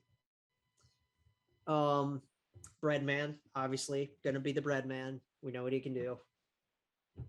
He's gonna light it the hell up in our faces. I miss bread. Me too. I mean, I get it. I'm more forgiving of the way Bread left. Oh yeah. Than the way Bob left. I have no problem. I had no problem with either of them leaving. I guess. I still miss them both dearly. Like, you know what I mean? Yeah. Ryan Reeves, newcomer.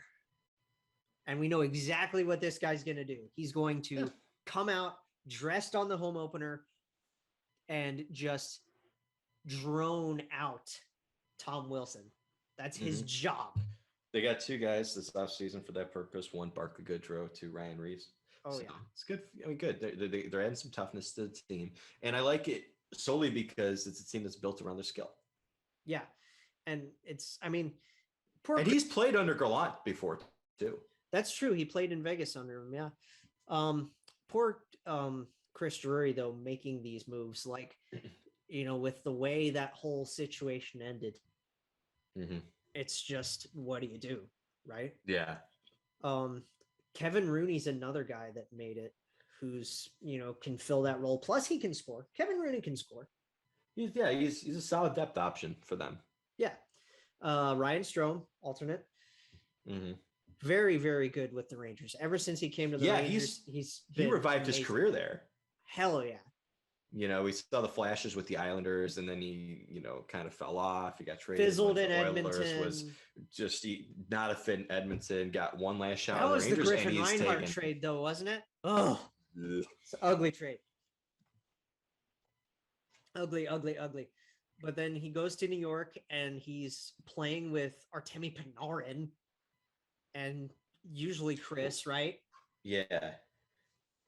And it clicked, and he was awesome. Perfect second line center for him. And then the guy who I think should be the next captain, Mika Zibanejad. Yeah. Honestly, it's very much, we both think it's a toss-up between Chris and Mika. Yeah. I'm personally leaning Mika, but that's just me. Right. It's basically kind of the situation we had where it was like, between Oliver or Boone, it's, do you want to go with the veteran who's been here so long, the heart and soul guy, or do you want to go with the really consistent, great superstar, top six forward? They could go with their really, really good superstar center, or they could go with the kind of heart and soul of the team of Chris Kreider. Right. I'd imagine they're going to go with Chris Kreider, but you and I would rather go with Zibanejad, but that's a personality. That's just how we analyze it, because I said I would rather do Bjorkstrand. That's how Mika plays, and I would have loved. I would have loved Bjarke, but I picked Boone because I knew that Boone was Blue Jackets hockey. Exactly, and that might be very well why they choose Chris Kreider to be the next. Right, captain. he's New York. He is the New York Rangers because he's been there for so long. He's been there since 2012, 2013.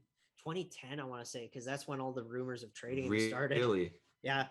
2010? Did he seriously start that early? Damn. He got drafted, and then Bettman was like, "We have a," and never finished.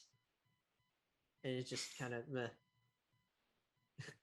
But anyway, yeah, great forward group. So his rookie, his first season with the Rangers, with the big club, was 2011, 2012. He didn't play any regular season games. It was after he graduated from Boston College. He played for them in the playoffs.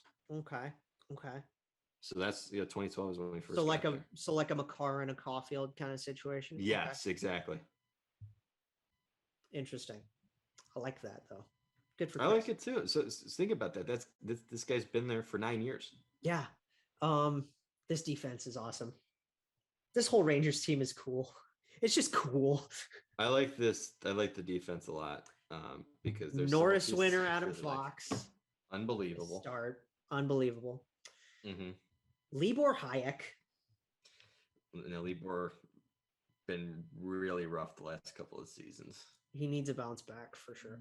For sure. Ryan Lindgren, who I like Ryan Lindgren a lot. Yeah. Analytics nerds definitely love the defense we see from Ryan Lindgren. Yeah, for sure. Nils Lundqvist made it. Nils Lundqvist looked damn awesome. good. He looked damn good in the preseason, man. Yeah, he did. And let me tell you, I like Hayek with him because what I saw from them in the preseason, Hayek looked passable when he was playing with Nils Lundqvist. Fair enough. So Keandre Miller is awesome. Great story. I want to see Keandre play with Fox. Great story. I do want to see Keandre play with Fox. And I mean, can we just leave the whole off the ice stuff out of it and just support him? Oh, hell yeah. Like, we come to this all the time with, again, Smerek and all the other recent bullshit that happens all the time. But just support the players. Mm-hmm. Just come on. He's a mature guy. He's very mature for his age. He's played very, very well. And he was born in 2000, dude. All right, I'm going to go cry. I know. Cole Sillinger was born in 2003. I know. It makes me so old. It makes me feel so old. Yeah, I feel like such a piece of shit. God. Here's a name that you'll recognize from another team. Patrick Nemeth. I did not realize he went to the Rangers. I didn't know either. Solid. You know what? He honestly, they could probably put him on the. They would probably put him on a third pair with Nils Lundqvist and use Hayek as a depth guy. I like that for them. Oh yeah, Patrick Nemeth is a very underrated defensive defenseman. Mm-hmm. You know, and not that old. He's only 30. Really? I thought he was like 32. 1992. No, he's 29. Wow. Never mind. Wow. Okay. He'll be 30 this year. Okay. Damn. Here's a name that you'll laugh at. Jared Tenorti. 1 year deal. I thought he was still in Nashville, to be honest. To be honest, yeah, I did too. And I mean, he's gonna do what Reeves is gonna do. He's gonna do what Barclay's gonna do. It's this whole acquiring those three specifically is addressing the Tom Wilson madness, because Tom Wilson broke this franchise as a whole. This is them saying, look, man, we've got a lot of skill on defense and offense. Right. And we like Gerard Gallant as our coach. We're going to play with that speed and skill style, but we're also going to ensure that we can protect our players. Exactly. And you have three guys that you can depend on being extremely protective guys. Mm-hmm. Plus, Revo actually does have some skill. Did you ever see that? Did you see that? Yeah. And so does Barclay Goodrow. Barclay's got plenty of it. Yeah. But it's like, did you ever see the toe drag, the little Datsuk-like move that he pulled on the Sharks a couple of postseasons ago? I don't remember, no. It was awesome because he's sitting there on the bench just smiling like, yeah, I did that. It's like, that was cool. And then rounding out the defense is pretty tough contract, but very interesting D-man for them in Jacob Trouba. Yeah, like I said, like there's a couple of players on the Rangers. The contracts aren't great, but the players are still good. And, you know, he's a guy who hasn't lived up to the potential that you'd hope for when you traded for him and gave him that contract. But he's still very solid. You know, I think this team, they should look at that was a trade where they still Fox, Lindgren with Trouba, and then Nemeth with Lundqvist. That's a solid top six. I like that. I like that a lot for them. And then maybe and then Tenorti is 7 or Hayek is 7. Hayek would be 7. And then Hayek is 7, and then Tenorti whenever you need to slot him in. Yeah. And then goaltending, man. The goaltending is, I love this tandem because they still have Shesterkin and Georgiev as the guys, and they're still great. I like Georgiev as a backup, man, because he can go out on any given night and really give you a solid performance. He's not the most consistent guy, but I mean, I'm telling you, like, if he can, he's a backup who, there are times that maybe not give you the great start, but he can also steal you a game too. Alexander's the younger of the two. Yeah. Igor was drafted in 2014. Igor, he's like right around this cut. They're not that far in age though, because right at December 30th, 95 for Igor and February 10th, 96 for Alex. Yeah. So pretty close in age. Very good tandem, I think. And my prediction, I know you already said second, which blows people's minds, mine included. I'm going to say 4. I'm going to say they just miss it, maybe challenge for the wild card. You know, I think that's fair. Fair enough. Philly. This one just lists people. Konechny. Yeah. I'm jumping. Let's go. Plus, this is only 21, which is interesting. Konechny. We know what he can do. Kevin Hayes. Pray to God for Kevin Hayes, please. God, he's going to be one of those guys that we just follow just because we love him. Honestly. Yeah. Just, Sean Couturier. Haunting our dreams. Rip. Old friend Derek Brassard. Rip. Good pickup though. Scott Lawton, great bottom 6 guy. Tugging at your heartstrings with Oscar Lindblom. He's got to break out. He's got to light it up. Got to do it. JVR.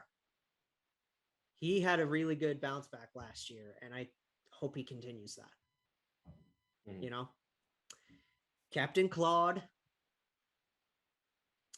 Patrick Brown, who they got recently in a trade from Vegas. Or they picked him up off of waivers from Vegas or something. Yeah. Which is interesting. They still have Nate Thompson for some reason. Nick Abe-Kubel. We know what he can do. Joel Farabee, who we love. And our friend Cam, who we love. I love that Matt's still doing stuff with Cam for the clothing line stuff, Me too. Gotta love it. Defense. Rip. Yeah, rip.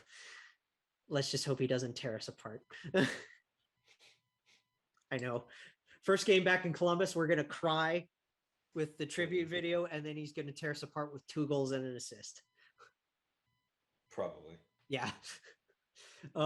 Defense. Keith Yandel. Good signing. Very good signing. Also just great for the locker room. What a great guy. Hell yeah. I love his thank you every time the goalie makes a save. Yes, that's hilarious. Thank you. Thank you. He picks it up and goes. It's great. Travis Sanheim. Love this guy. Yeah, Sanheim and Risto, 2 guys that got to bounce back. Sanheim, who Gerby beat the absolute snot out of after laying out Claude Giroux. I will never forget that. That's such a fun moment. Ivan Provorov. Also needs to bounce back. Got to bounce back, and huge. Justin Braun's still there. Risto. I mean, come on, it's Risto. Let me tell you, here's what I'm getting out of this team. Okay. Yeah. And let me just explain. I'm going to give you my prediction right now. Okay. Okay. And I'm going to say 6. I would say 6 as well. Honestly. And the only reason I say 6, I'm looking at the forward group and I'm like, this is a loaded group. This is a really good forward group. Very good forwards, yes. My problem is defensively and in net, and I like Carter Hart, but defensively and in net, this is a team that is basing so much this season on guys bouncing back. They need Risto to bounce back. They need Provorov to bounce back. They need Sanheim to bounce back. They need Hart to bounce back. Their backup is Martin Jones. Yeah. So, it's a lot to ask out of these guys. And not to mention, we talked about last year, had a good bounce back year for them was JVR. The team wasn't that great. He had a good season. Is he going to replicate that again this season? Probably not. Probably not, but he's at least going to be JVR. Yeah, he's at least going to be JVR, but you're going to see a dip in production there. So There's a lot of questions about this defense, man. I do want to. Okay, so we didn't mention the last guy, which is the big acquisition in Ryan Ellis. Mm-hmm. Ryan Ellis will help. He's like the only. He's like the only certainty on that defense. Do you put Ivan and Ryan together? I would. I think you do. I would put Ivan with. You have more invested in Ivan than you do in Ellis. Maybe. No, then in. God, why am I blanking on his name right now? Sanheim. Sanheim. Okay. You have more invested in Ivan than Sanheim. I would rather put Ivan with Ellis and then try my luck. Pray to God that you can ignite something. Sanheim and Risto. And then the bounce back pair. That leaves and then Braun, that leaves Braun with Keith. Keith, I suppose. Poor Keith getting relegated to the third pair. I mean, that's a solid pair because you got that's your solid stay-at-home defenseman in Justin Braun, and then you got your offensive guru defenseman in Keith Yandel. Yeah, and then please bounce back Carter, bounce back Martin. We need 2018 Martin Jones, please. Was he even good in 2018? He was pretty good. I thought it was 2016. It was when they made it to the Stanley Cup final. He was unbelievable. The cup final run was phenomenal. It was magical. But yeah, somewhere in there between like 17 and 18 was still like his last good year. Yeah, I think he might just be bad now. Jesus, I love Martin Jones, but come on. And then they do have one notable guy on injured reserve, or injured non-roster, who is going to come back as probably 70, which is Sammy Morin. Okay. So Samuel Morin's going to fit in wherever they can fit him in. You would think, right? Yeah. They'll figure out a spot for him. Usually, probably switching out. They may have to rely on him on defense, to be honest. Probably switching out like Johnston, right? I don't even know about that. If you're struggling with Risto or Sanheim, you might have to bump some things around. I think Heath's going to be a staple of the defense, so he could be on the third pair. He might be on the second pair at times. There might be times where they need to put in Sam Morin for someone Risto like a Risto or Sanheim. Granted, fair enough. Now also with injuries too, so he'll be a solid depth option for them. Oh yeah. That's my problem, man. Like there's a lot of you can't deny the talent on this team. No, it's one of those teams. Again, a lot has to go right. And we talked about how much of a monster the Metro is, and that's why we're both agreeing on 6. Yeah, that's the other thing. You say you're here 6th in the division. You're like, 6th for the Flyers. It's the Metro. It's the Metropolitan. It's the craziest thing. Like, what are you gonna do? Yeah, it's wild. Anyway. Going from one Pennsylvania team to the left side in our biggest rivals, the Pittsburgh Penguins. Yes. At least fan base wise.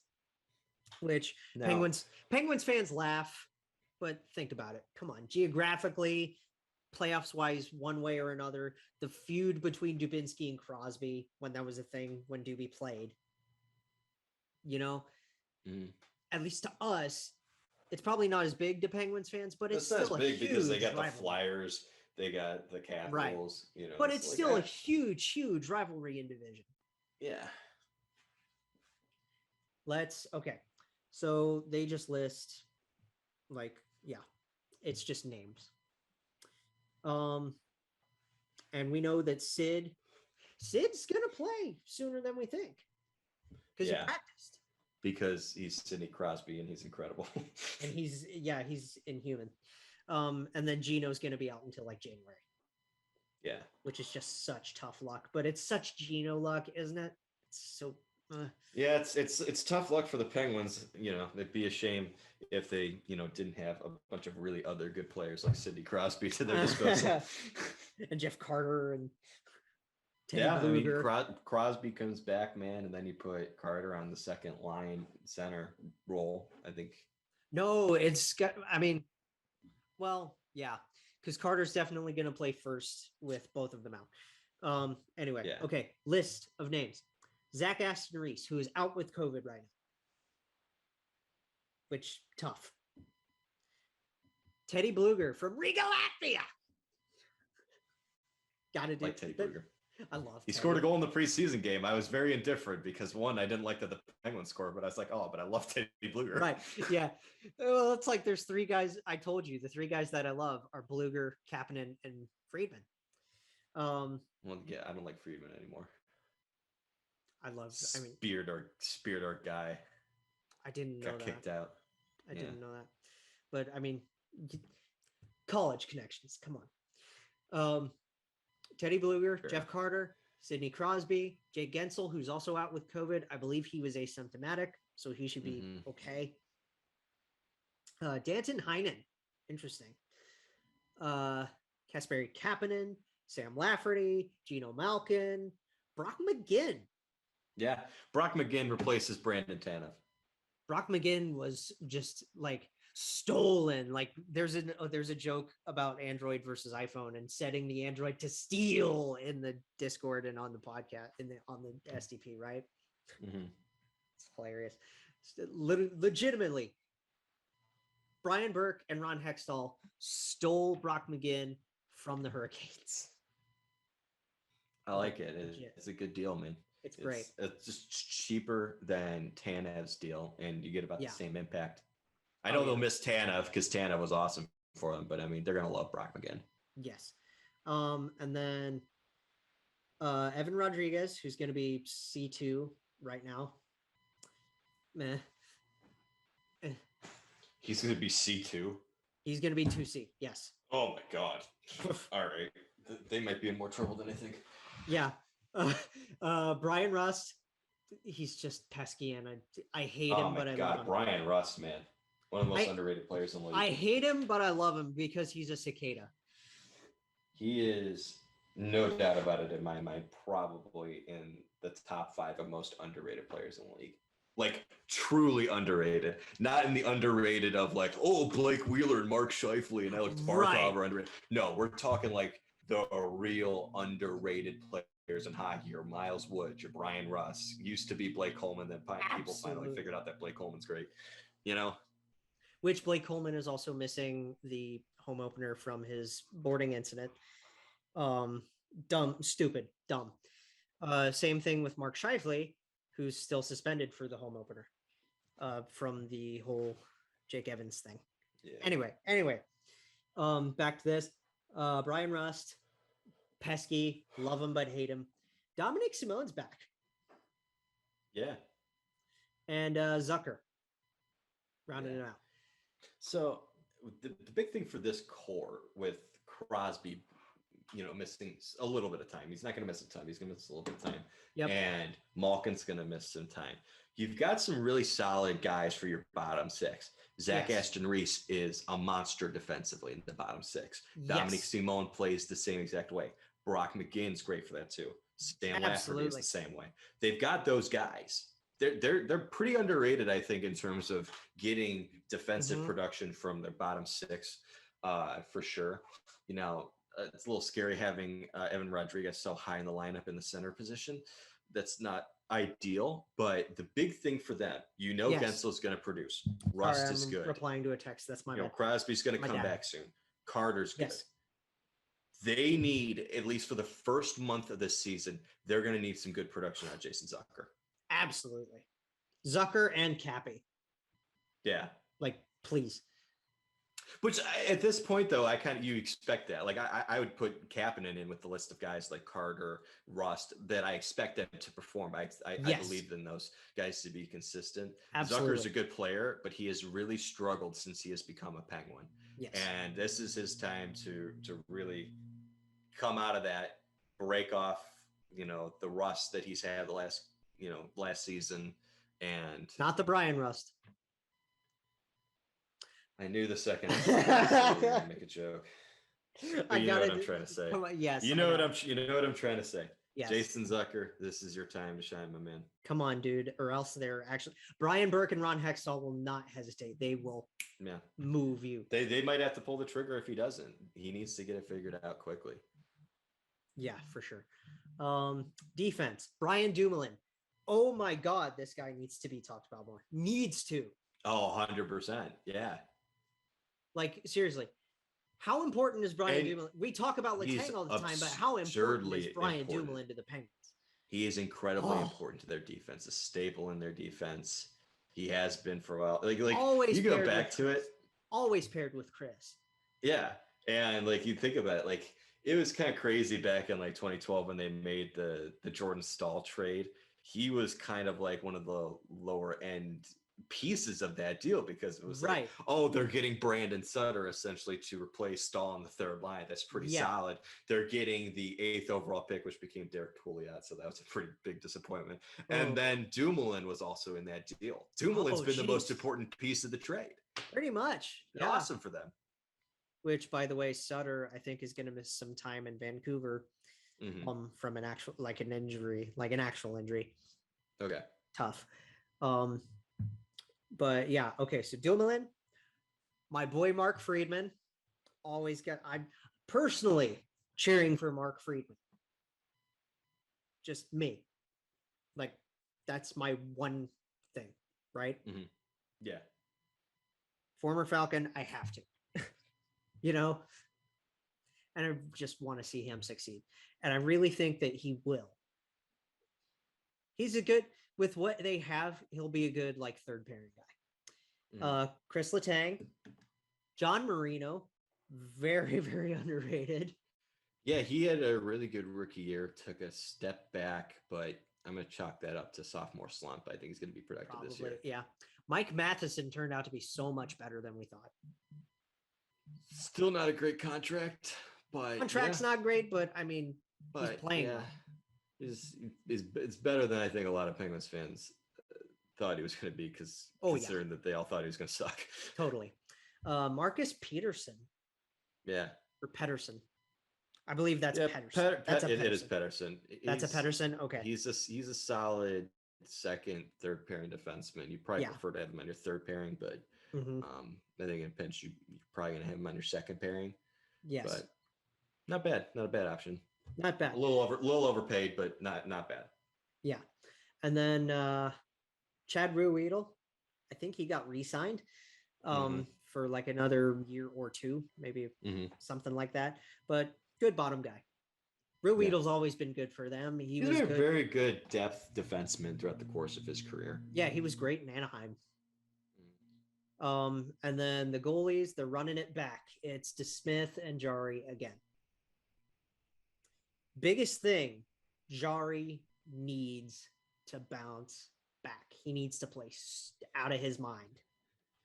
This is and here's the thing. We're on our last two teams, the Penguins and the Capitals. Yes. And it's kind of fitting that we did it this way with the Penguins and Capitals being last, Well, I did it the best rivalry. Well, I also did it alphabetically. Which makes sense, but it's just kind of nice that this is how we come here to this, you know what I mean? I did it alphabetically because that's how the NHL website sorts it. Right, but it's Let me just pretend. Let's just We did this intentionally. We just intentionally did this, okay? It's a complete It's nice that we did these two teams last. Yes. And we haven't gotten into the Capitals yet, but it's nice because this is the hardest thing to talk about. Like this is the hardest thing to think about because I've said Carolina 1, Rangers 2, Islanders 3. Yes. Okay, well, who's 4 and 5? Well, that's Penguins Capitals. Which one's going to be which? That's going to be the dogfight. And the struggle for both teams comes in that. Yes, for sure.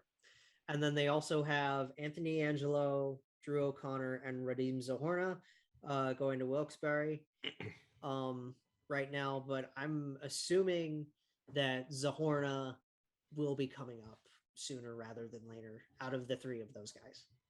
Okay. But we'll see. I'm going to say they take 5. I'm going to say that they take 4.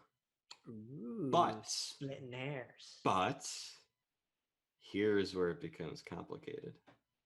Is the point spread not going to be much? Is it going to be like 2 points? I think 5 teams are going to the playoffs from the Metropolitan. Really? You think one's going to jump over? Yeah. So, prediction: Toronto, Tampa, Boston are your playoff teams from the Atlantic. Okay. And 5 teams come from the Metropolitan. Interesting. I like that. We'll see what happens. I think the Panthers and Canadiens take a step back.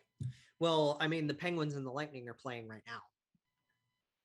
Right. I'm just saying for the Atlantic, that's part of the reasoning.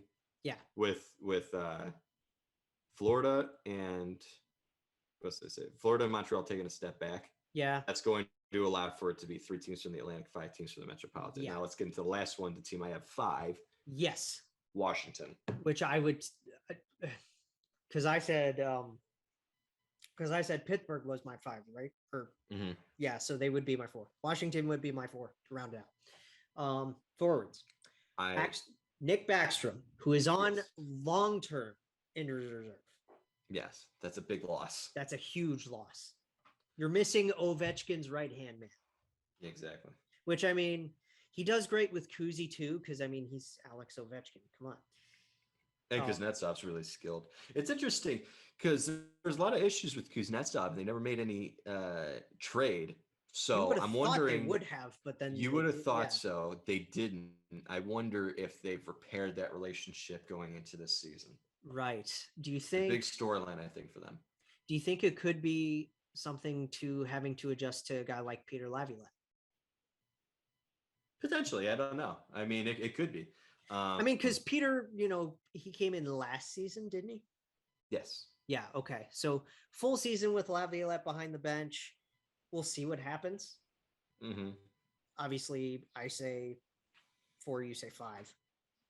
Yeah. And I'll tell you the reasoning after we mention the roster. Yes. Okay. Baxtrom, out long term. Don't know exactly how long, but it's brutal. Nick Dowd, good bottom, good, 4th line center. Lars Eller, we know what he can do. We know exactly what Lars Eller can do, and he's awesome. Yeah. Carl Hagelin, same thing. Mm-hmm. Carl's fantastic. One thing I do want to mention is I love their broadcast crew. Yeah, they're awesome.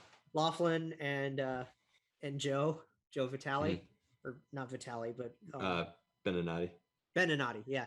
Yeah. Beninati is one of the best play-by-play guys we have in the conference, if not the league. He's fantastic. By the way, another play-by-play, broadcast crew. I want to just mention this really quick. Quick note: best wishes to Peter McNabb, fighting cancer. Mm-hmm. He's best still going to for sure. He's still going to be working, thankfully. But yeah, all the best to Peter. Anyway, just small broadcasting tangent there. Nick Dowd, Lars Eller, Carl Hagelin, Garnet Hathaway. I like Garnet, but the spit thing still kind of, Mm-hmm. That's one thing that I don't think I'm really going to shake because it's just weird and gross. And I don't, but we know what he can do. Kuzi. I don't know if he had a bad year last year. I think it was just bad relationship wise. Yeah, it felt like there was a falling out.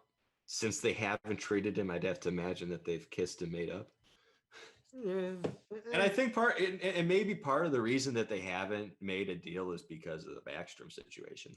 Probably, yeah. They need him up Probably top. a situation where they said, "Hey, man, we really do need you this year because of that." And he's probably like, "You know what? I'm going to get the opportunity to play with Ovechkin. Whatever. I can wait another year before I get traded." Right. Maybe that's the deal. Maybe. Anthony Mantha, first full season under Capitals uniform. That's going to be fun. Yeah. That's going to be really fun. TJ Oshie. Mm-hmm. Going to be TJ Oshie. Going to do his thing. Mm-hmm. Alex Ovechkin going to do his Ovi thing. Mm-hmm. Question. Okay. Over under 40 for Ovi. Goals. Oh, God. I'll take the over all day. Hell yeah. Please, I want another 50. I want a 50. Man. I want a 50. Make it tough. Make it tough, man. Make it over under 46 and a half. I want to see 55. Come on. Yeah, man. Come on, man. Come on, Ovi. We know he's chasing the record. We want to see it. You know? Just please, Ovi, do it. Connor Sherry is there still, somehow. Mm-hmm. He's an okay fit. He's depth. Third line guy. Yeah. Mm-hmm. Daniel Sprong. This is a guy that I actually really like. Yeah. I mean, he's a depth piece. Breakout candidate on that breakout candidate for sure. And then Tom Wilson, who you drafted in your fantasy team, and I was like, oh, people are gonna hate I have his jersey. Why? Because it pisses people off. He's a good okay. That's the honest to God reason why I got it. I'm like, oh my God, I just want to piss people off. What can I do? I went on DHgate and I got a Tom Wilson jersey for $30. Sad thing, because he's young. He's in his mid-late 20s. He's so skilled. What is he, like 26, 27? 26, 27. Born in right-hand shot, right winger, 94. Physical, good shot, can screen any goalie, big frame. Like there's a lot he can do, man. There's so much he can do, but when he's not getting suspended, he's a hell of a player. When he's not doing the dumbest, most violent, ridiculous shit possible that drives the entire hockey world insane. Do you know who he seriously needs to have a conversation with? Gary Bettman? No. He needs to talk to Brad Marchand.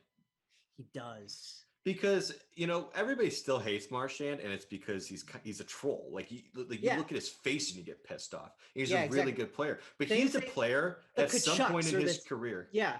Brady and Matthews, same thing. They're just troll-like players, but they're still super skilled, and you focus on the skill. The reason I say Marchand, though, is because the first 5 years in his career, he was getting suspended a lot, too.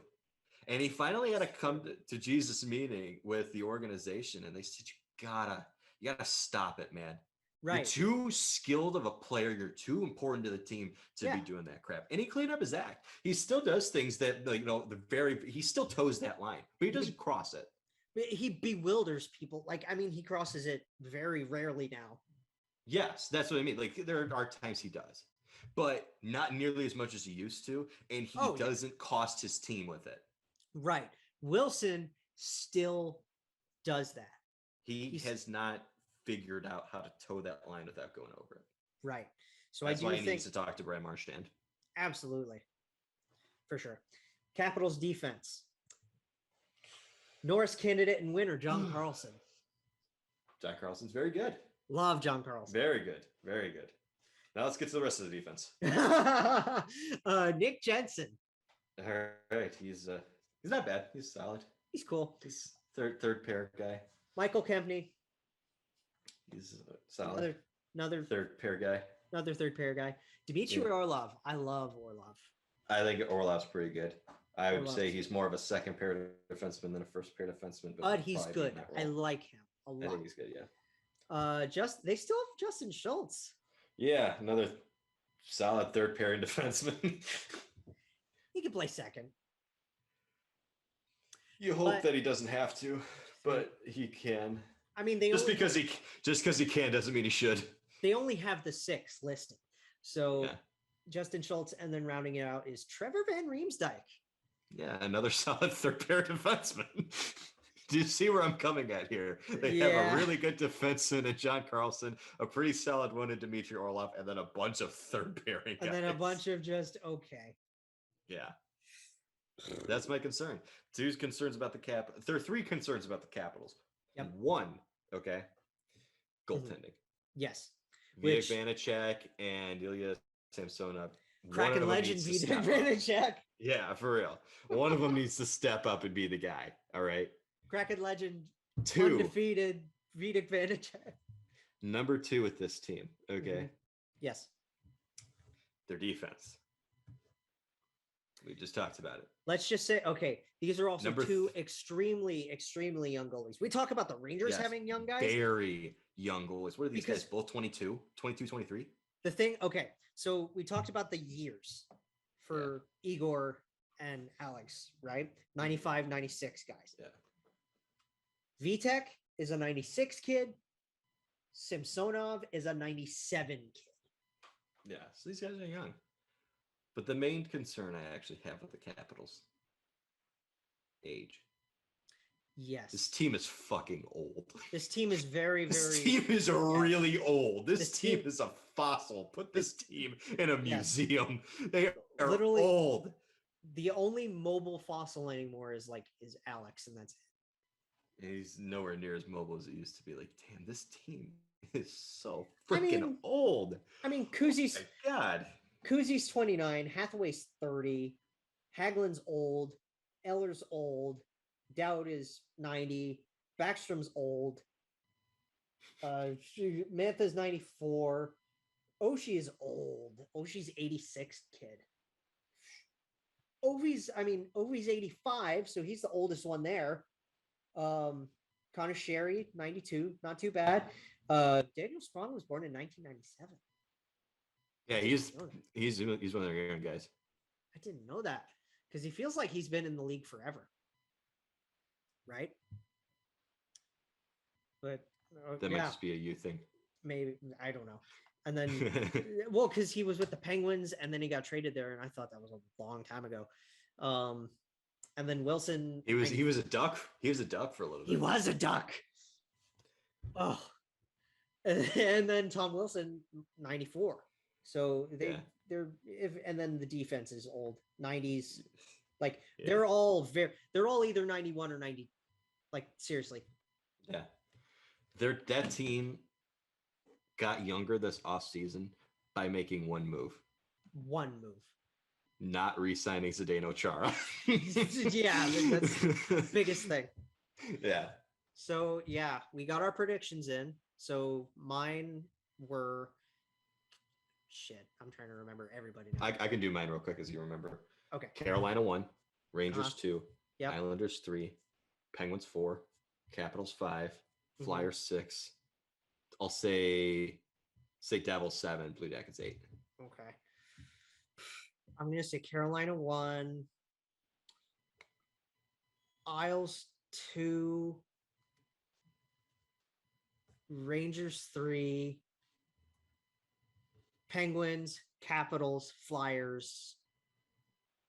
I'm going to be ballsy. I'm going to go Jackets, Devils. All right. I really want to see them surprise some people this year. Me too. I'd love that. But you know what? We get to talk about Saturday is actual games, players, the whole deal. Exactly. And you know what we'll have before too long? We're going to start having guests. Yep. Can't wait for that, my man. Can't wait for that. This is a good episode. Very, very long, good. Please take a listen. Share us around. Follow us at our respective Twitters. Snake Gehringer, by J Ashdown, J_J_Jackets Pod. Follow us everywhere. Share us around. Come on, Fifth Line. We're here. Jake Jackets, a podcast for fifth liners and all puckheads around. Follow the guys on Twitter at Snake Gehringer, GARRINGER, and at by J Ashdown. And subscribe on YouTube or wherever you listen. March on.